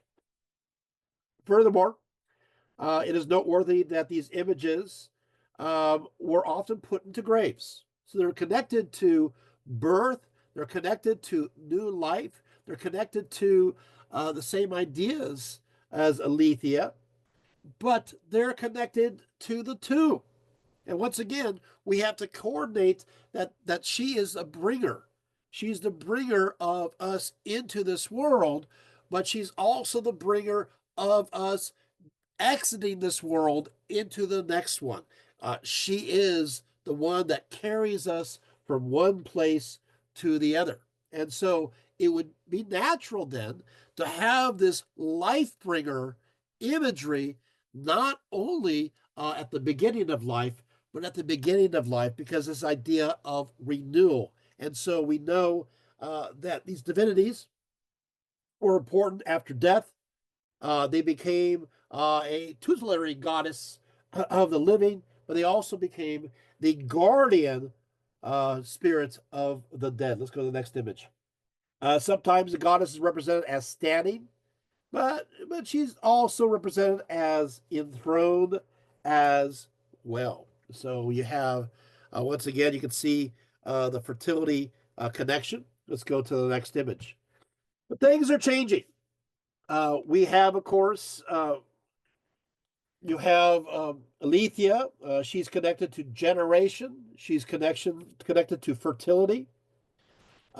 She is a strong deity. But then things start to change. What happens is that this deity who's connected to the Minoans, that is an aspect of Demeter and all these other mother goddesses. All of a sudden, she starts to get demoted. I always feel bad when I get to this part. I've done a few other goddess talks, and it's like oh, it's all wonderful, like Rhea, to talk on her. And then all of a sudden we just watch it kind of go downhill. This is what's happening a little bit, where she is losing her wider meanings, not in popular culture at first, usually within the literature, within those who are holding to the 12 pantheon of goddesses being the most important. And so what will happen is, next image, she becomes subordinated. By who? Next image. To Hera, who then becomes known as her mother. So Hesiod, around 700 BCE, also he actually connects Ilithyia as one of the daughters of Hera, as does Pindar in the 6th century, saying, "Goddess of childbirth, Ilithyia, maid to the throne of the deep-thinking Moirai, child of all-powerful Hera, hear my song." Oh no, that's right. Hera, in her capacity of childbearing as a maternal deity, is understood as the guardian spirit of women, especially in wedlock. Just as every man in the Roman world later on had his genius, so every woman had her Juno. So at a very earlier period, however, in Greek mythology, Hera became worshipped as a goddess of delivery, and to whom people cried out in their prayers. For that very reason, uh, Aletheia actually becomes Elithii. What do you mean? And so you even have, in some instances, uh, her becoming not she loses her distinction as one, and she becomes, in some cases, many, to goddesses who had no other function than that of assisting women in giving birth, and called the daughters of Hera. How far have we fallen? Ilithyia obviously is still important in many places, especially Asia Minor. So a lot of this transformation, although Pindar, but a lot of this transformation where she's demoted as a result, and connected to Hera, who's assuming these aspects, although Hera herself is connected to, obviously, the mother goddesses and so forth. They're all connected. What's going to happen is Hera has more influence in mainland Greece, but there's still a lot of freedom for Ilithyia to be her own in the area of Asia Minor or Anatolia. Now, she used to be worshipped all over the place. Eventually, there will become a few major places of worship. Let's go to the next image. One place is Delos, and the other place, next picture, is Thespi. I have a few. This place, it's used to have a lot more ruins. Let's go to the next image. It used to be, you'd have ruins. I like this next picture. I just couldn't resist. A remnant of the ruin. Next image. That used to be there. It's gone. But this also is the place where the muses are from. So uh, this is a very center place of ancient Greek animism. Has many layers that go back into the past, and she was revered here and continually was revered here into the classical and even to the Roman period of time. Unfortunately, there's not much left. Um, let's take down the image. I'll talk a little bit here. In Olympia, Ilithyia was closely connected with a youth by the name of Sosopolus. Sosopolus. Now, um, the long story is, she is still here a primary goddess of childbirth, but she's also declared as a chorotrophos. She is a childbearer. The votive offerings dedicated to her prove beyond a reasonable doubt that she was worshipped not only as a goddess of delivery at Olympos and these other two places, but also as a divinity, a protective divinity of children. We can trace the process of development of a maternal childbearing divinity into a goddess of childbirth, not only in the case of Hera, as we talked about, but as Ilithyia. And there are many legends that connect to this, right? And so, for example, well, we'll keep on going. I wanted to mention another one, but we're kind of running out of time. Of course, the assumption was that Hera was her mother now. And so Zeus must then be, well, if Hera is her mother, then Zeus must be her father. Hesiod seemed to believe this in the Theogony around 700 BCE when he created his various genealogies. He says, lastly, he, Zeus, made Hera his blooming wife, and she was joined in love with the king of gods and men, and brought forth Hebe, Ares, and Ilithyia. So there it is. But with that said, Pausanias, who's from the 2nd century CE, records that there was another earlier legend concerning Ilithyia, stating that the Lycian Olin, an earlier poet, was composed for the Delians, those of Delos, amongst other hymns, one to Ilithyia, and styles her the clever spinner, clearly identifying her with fate, and makes her older than Kronos. Now, unfortunately, this poem that's being described by Pausanias is lost.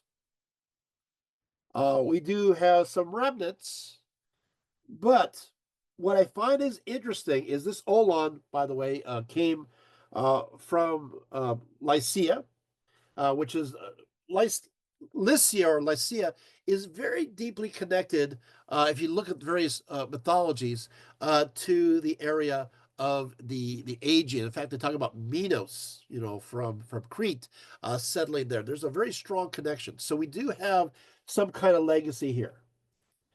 And we take a look at this, and wait, here you still have retained the idea of Ilithyia as not only a goddess of birth, of life, a bringer, but also connected with fate, that she is the spinner.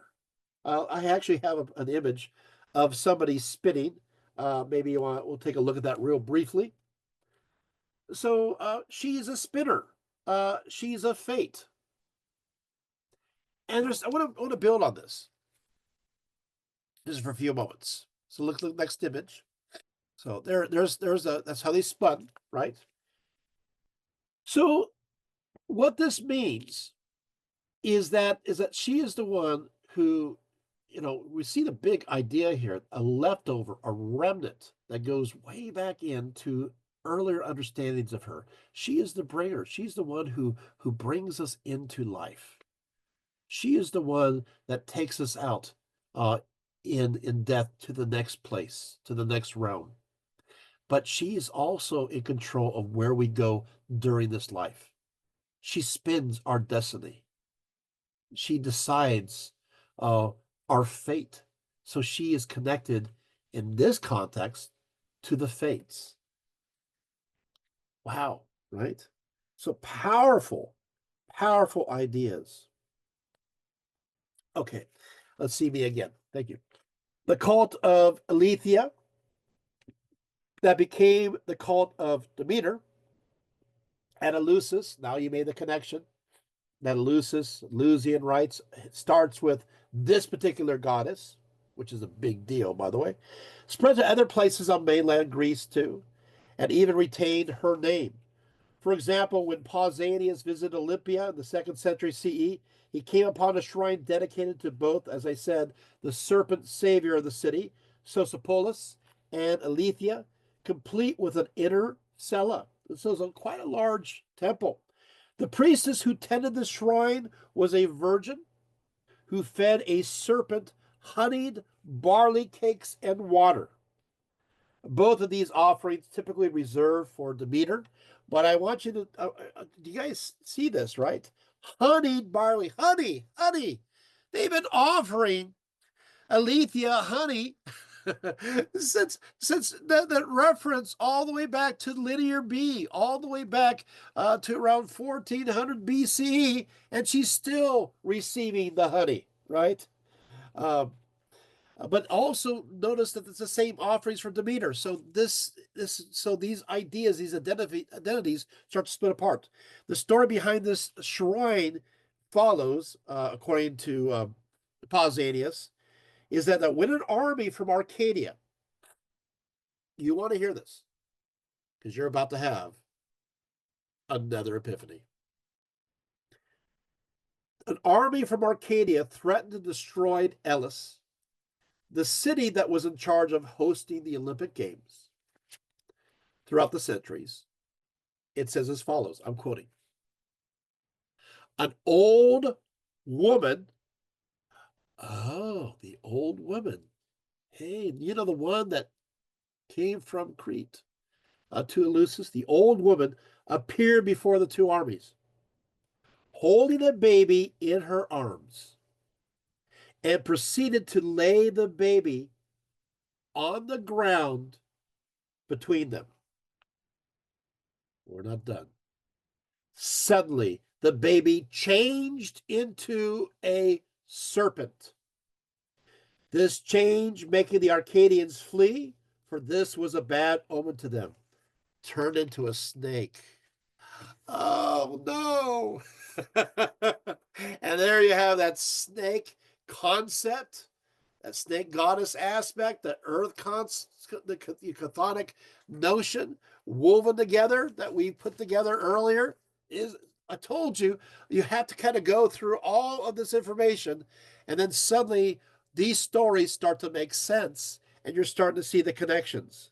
Isn't that fun, right? So you do have quite a reward if you take the time.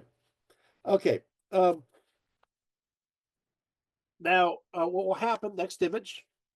In some Greek myths regarding Ilithyia, she becomes the divine nurse of Leto, the goddess who gave birth to Artemis and Apollo.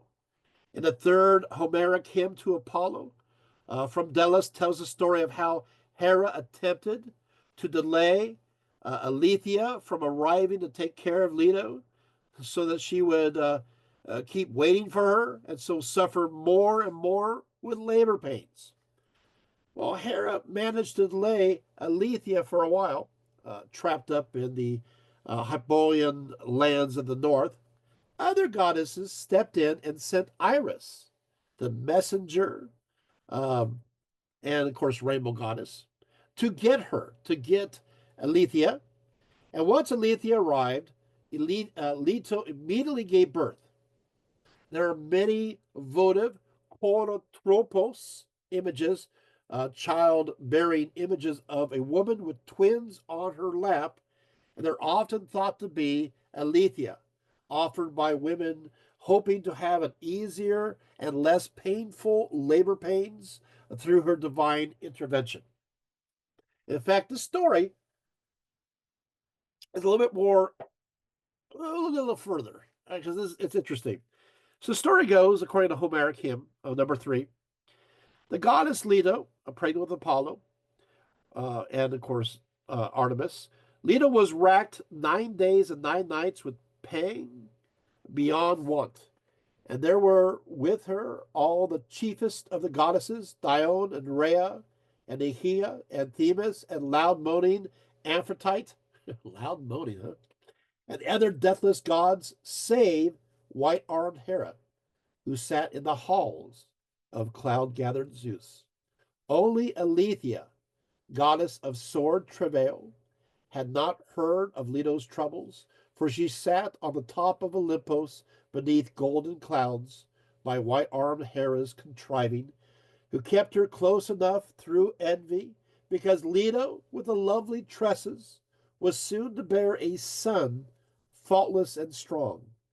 But the goddesses sent out Iris from the well-set isle to bring Ilithyia, promising her a great necklace strung with golden threads, 9 cubits long. Okay, I mean, I tell you, what a deal! You get this huge golden necklace, And they bade Iris call her aside from white-armed Hera, lest she might afterwards turn her from coming with her words.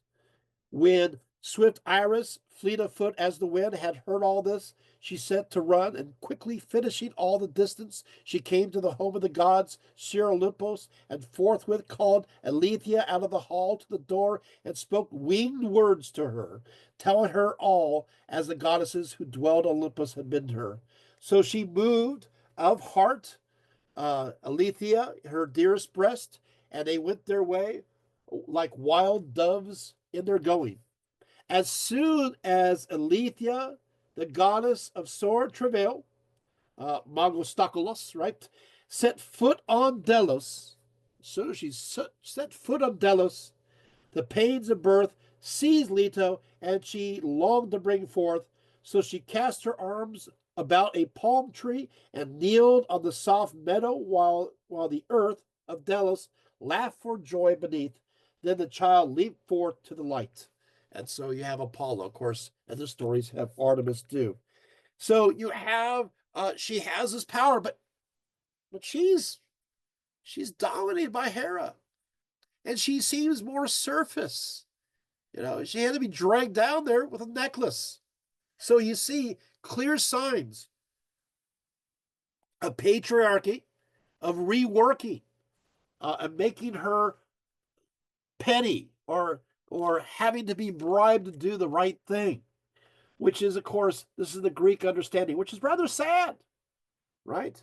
Doesn't mean that everybody's believing that. As it turns out, there seemed to be an official idea concerning her, not official, but the one that's in literature. And then you had, of course, the ones that are not so much, and those are the local variants. Let's go to the next image. Ilithyia is also connected to the story of the birth of Heracles or Hercules. As early as the Iliad, Zeus spoke forth and made a vow before all immortals. Hear me, all you gods, and all you goddesses, hear me while I speak forth what the heart within my breast urges.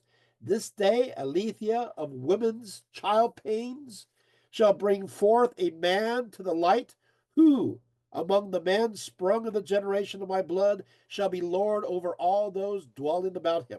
Of course, who's going to be upset by this? Hera. But Hera, in a flash of speed, left the horn of Olympus, and she brought him, suitor, into the light and made him premature and stayed the childbirth of Alcmene. And so you have that part of the story. The pseudo Apollodorus says that for when Hercules was about to be born, Zeus told the gods that the coming descendant of Perseus would be the king of Mycenae. So Hera, in jealous spite, persuaded Ilithyia to hold back Alcmene's labor, and then arranged to have Sthenethos' son, Aretheus, born in 7 months. So she wanted that instead to be in charge of that particular city. There's another version that there was a playmate and companion of Alcmene. And the story goes is as the birth throes for Hercules were pressing on Alcmene, the Morai, these are the fates, and Ilithyia, as a favor to Hera, kept Alcmene in continuous birth pains. They remained seated. Now, this is important. I want you to know this. So they remained seated. Ilithyia as well as the Morai. They remained seated, each keeping their arms crossed. You'll see in a little moment that by remaining seated and have their arms crossed, this is a form of sympathetic magic. By doing this, very unsympathetic to be honest, by doing this, it shuts down the ability for her to give birth. Close the legs, fold the arms, and that gives the power of holding the baby back. Now, Ilithyia, who was the playmate companion, remember, fearing that the pains of her labor would drive Alcmene mad, ran to the Morai and Ilithyia and announced that by desire of Zeus, a boy had been born to Alcmene, and that their prerogatives have been abolished. Of course, she's lying. At all this, consternation, of course, overcame the Morai, and they immediately let go their arms. Alcmene's pains ceased at once, and Hercules was born. The Morai, the Fates, were aggravated at this and took away the womanly parts of Ilithyia, since being but immoral, she had deceived the gods. They turned her into a deceitful weasel, making her live in crannies, and gave her a grotesque way of mating. She is mounted uh, through the ears and gives birth by bringing forth her young through her throat. However, Hecate felt sorry for this transformation of her appearance and appointed her as a sacred servant of herself. Thank you, Hecate, for doing that.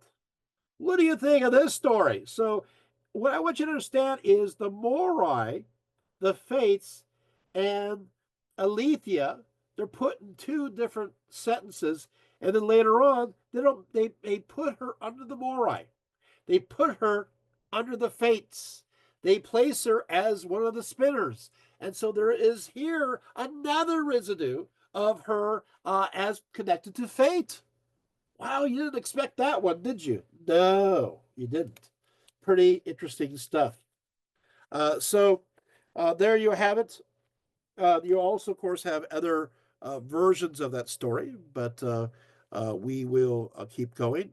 There's quite a bit going on here. So we have other stories, quite a few, but I want to kind of skim through a few, and then we'll kind of close it up because I'm looking at our time here. Um, According to Pindar, Ilithyia was directly connected to the Morai and was in fact their servant. And so you do have he says, goddess of childbirth, Ilithyia, maid to the throne of deep thinking Morai, child of all powerful Hera, hear my song. For without thee should we neither see the light of day, nor know the kindly dark, nor win the gift of Hebe, thy sister, the glorious limbs of youth. Did you notice that? You have the light of day and the dark. You still have, yes, you do have that aspect of spinning, of fate. But as I said before, see how I'm building slowly but surely? You can see that she's connected to the bookends of life too. She's the bringer. She brings us in, she takes us out. We also, of course, realize that she is connected to the meters. She is connected to life, l'chaim, right? But here we go. By the era of the archaic and classical Greeks, Ilithyia was depicted as a woman wielding a torch. I think it's the next image. Let's take a look. Representing the burning pains of childbirth, or with her arms raised in the air to bring the child to the light. When Ilithyia is depicted carrying torches, she is often shown as leading children out of a cave, and so in essence, into the light. So now we have another explanation that you didn't expect, and that is the cave can represent the womb. And of course, as you leave the cave, you're leaving the womb, you're leaving the mother and going into the light. And so she is leading with her torch one into the light. Pausanias talks about the fact that the torch is an emblem of Ilithyia because of the travel pains that burn like fire. And so you have this idea. But Ilithyia also carries a torch because she has connections to a lunar goddess. The torch refers to the purifying power of fire. It was customary to burn incense in the house where a woman had to give birth to a child because she was considered unclean. And so the fire is a cleansing aspect. So she was a goddess of birth who came to the assistance of women in labor, and when she was kindly disposed, she furthered the birth. But when she was angry, of course, she protracted the labor and delayed that birth. Now, see me for a bit. Women called upon Ilithyia as well as men in connection to the process of giving birth. Aristophanes declares, O goddess divine, Ilithyia, patroness of women in labor, stay the birth till I have reached the spot less hallowed than Athena's mount, which is the Acropolis, right? Of course, Ilithyia is expected an offering of some kind to ease childbirth. So you have this. So you have to give some kind of tribute, some kind of gift, some kind of offering. And so what do you give? What do you give? Well, you give of yourself, right? You give of yourself, a part of that. So, and sometimes a part of yourself connects um, to images of your breast, images of your female parts, literally yourself. So you have that. Let's take a look at the next image. We do have an image. I know it's very blurry, but we have very few images of Ilithyia that has come down to us. This is one. It is in the British Museum. It's a bronze statuette, belongs to the 6th century BCE, and it's not on display. Sorry. In fact, it's hardly seen at all. Well, you take a look at this, and the goddess stands pretty erect with this archaic stiffness, in the state of rest. The heels are close together, but notice the right foot is turned slightly outward. So there is movement going on here, right? The weight of her body is equally distributed on both feet. She wears sandals. By the way, what sandalas is a Minoan word, just for fun, right? She is clothed in Doric peplos with a fold falling to her waist. She's not wearing a girdle here, right? And of course, you see these zigzag lines with circles on her garment there. You have this remarkable polis, right? Her hair is parted in the middle. Her face kind of seems stern, but but she is here looking very much as a goddess, as a fertility deity, and you can see that this is from the 500s BCE. So clearly, popular culture. She's still very important, still quite revered. We have another image right here. Next image. This one, here it is. Um, and This is another image, and this is also of this particular, possibly this goddess. You can see that she is indeed. This is actually from the Ashmolean Museum in Oxford. She is seen here as a chorotrophos, connected to life force, although other people say this is just a generic uh, image, but there seems to be some kind of important writing that's behind it. So there you have that. Moving right along here. Okay. Another image here is a part of a throne that connects to her. Once again, uh, can't see very much. I'm sorry. I wish we had better images of her. But we do have connections to her in her power in a magical way. And so let's take a look at this next one briefly. There we go. And so this is a magical aspect that's connected to giving life, childbirth. So there you have that. Next image. Oh, you also, of course, have in her sacred sites, you have these death masks. But let's put this down temporarily. So what happens here, because we got again, is that she is a deity of childbirth. There was a mass cult that was connected to her worship that we find in various graves. which I find is very interesting as well. I'm kind of summarizing here. Um, we do have various um, in the in the Ilithyia grotto in the island of Paros. We've come across release of female breasts and so forth. But what's going to happen, and this may come as no surprise either, is Ilithyia is connected to the underworld. She's connected to the cave. She is the torchbearer. She's the one who brings us in life.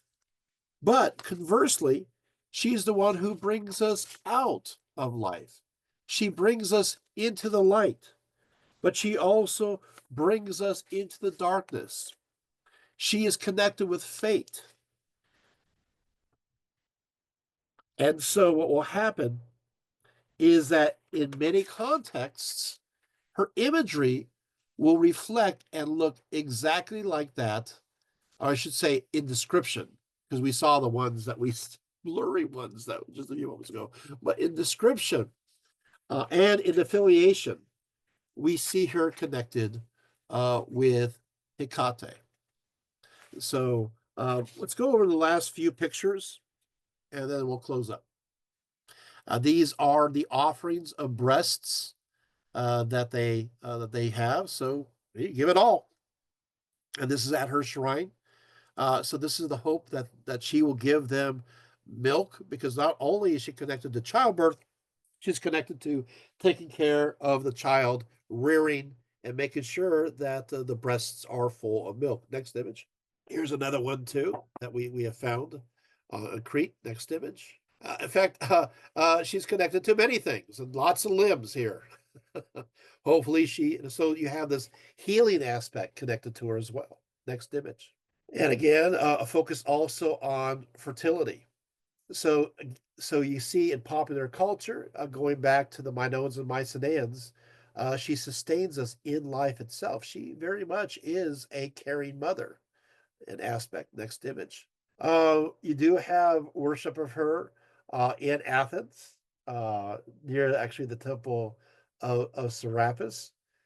In fact, here in Athens, what I find is fascinating about this story is that you have these competing viewpoints of who Eleutheia is. And so what happens is they say, well, is she from is she from Delos? Is she from Crete? Is she from the land of the Hyperboreans? I mean, where is she from? And so they can't seem to make up their mind. So what they do, you gotta love this, is that in the suburb, actually, sorry, in Athens, they actually have two statues, one dedicated to her in the Cretan aspect, and one dedicated to her as connected to the Hyperboreans. So, the best way to end an argument, is she this? Is she that? Why don't we just have both? And you can decide which statue to worship. Um, and so you also have the same thing happening in other places too, like at Agri. So you have these traditions that are coming together, and people are not sure how to work them out. And so this seems to be the cure. Next image. This is the area of Hyperboreans, the land to the north. Let's go to the next image. All right. So there's a dedication to Ilithyia, by a mother. It's dated from the 3rd century BCE. And we take a look at this, and you're going, okay, a Bacchus, a Eucaline, and of course you see the dedication there. Why this particular piece is important is Eucaline is the same epithet that is used also as another name for Hecate. So she's assuming even that aspect. Let's go to the next image. So you're going to have many different perspectives. Sometimes some traditions will have her as not one goddess, but multiple goddesses that deal with uh, childbirth. And here they are with the birth of Athena. There's another image here, next image. And you can see it here, and you can see, well, you got two Ilithyas, not one. Okay, so let's put it down. Thank you. So here you have it. You have a goddess that Ilithyia that you we went through. We talked about all these different kinds of Minoan goddesses, but we also know that because the Minoans are not simply polytheistic, but they're also animistic, and they're seeing spirits in all kinds of things and places, and they're peeking through various corners here and there, in a tree, in a brook, in a mountain, in the sky. They are there. They're just throwing names and generalizing these powers so that they can work with it, so that they can worship them, so they can get help. But it's still kind of loosey goosey. And so Minoan belief systems are also very ecstatic. Maybe it is Ethiopian. Maybe it's just a way of life. Maybe it's just the natural setting. But they live this life, or they appear to live this religious life that's based upon a blissful existence that is working with nature. And because nature is viewed at in so many different ways as female, because life comes from women, from their observation. They're not, sure, men have a part in it, but from their perspective, it is women or the female force that gives that life manifested. So what will happen for them, because they do worship all these life forces, they see myriads of aspects of this, and we define that as, oh, well, that's a goddess of huntress, goddess, and that is the great mountain goddess, and that one over there, that's the great earth goddess. But for the Minoans, it's just like, well, yeah, whether it's this force in nature, and we throw a name at it, and we worship it because it helps us, but there's still very little definition. One idea flows into the next. They are cyclical. They see everything in cycles, in circles. And then you get these Mycenaeans, they arrive, and they're very more linear, not completely, but more linear. And so now you got these two belief systems coming together. And as they come together, they have to collaborate. They mix, but they don't quite understand each other because one is Indo-European and one is pre-Indo-European. And so these two civilizations kind of cobble things together. And so who is a god? Who is a goddess? And so as a result of that, what happens is the sifting process comes about. Now, in the Asia Minor side, you have retained still this sensibility of this great goddess, this monumental mother goddess. Cybele, Artemis of the Ephesians, Artemis of Pergae, and other goddesses besides that. There's still a monolithic aspect.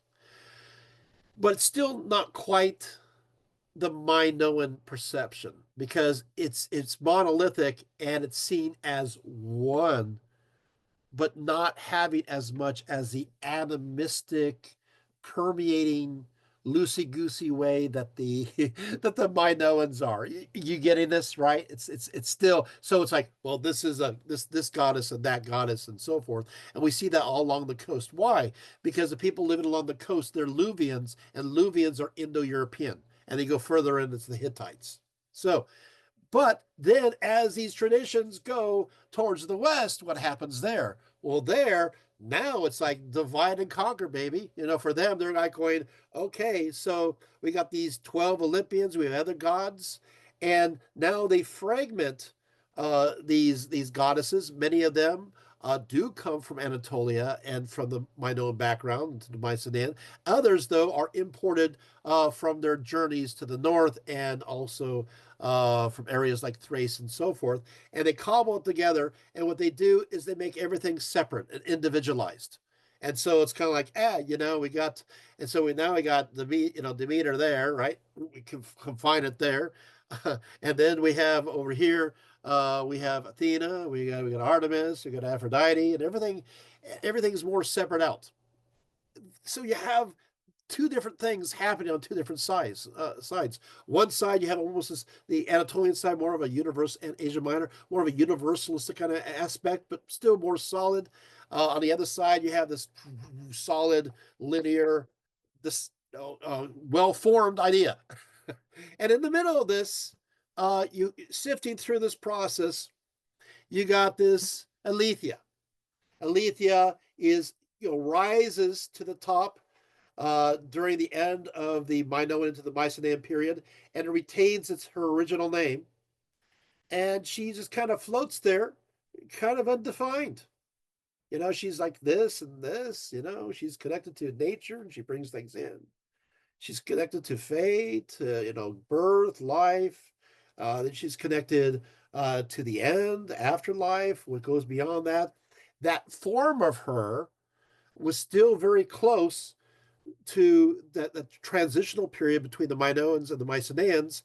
And so you got Da Mater, Demeter, the earth mother, Mater. That aspect is still closely aligned with Ilithyia, and that course goes into and becomes the Eleusinian mysteries, the Eleusinian rites. And then, of course, but the Greeks like to separate things out.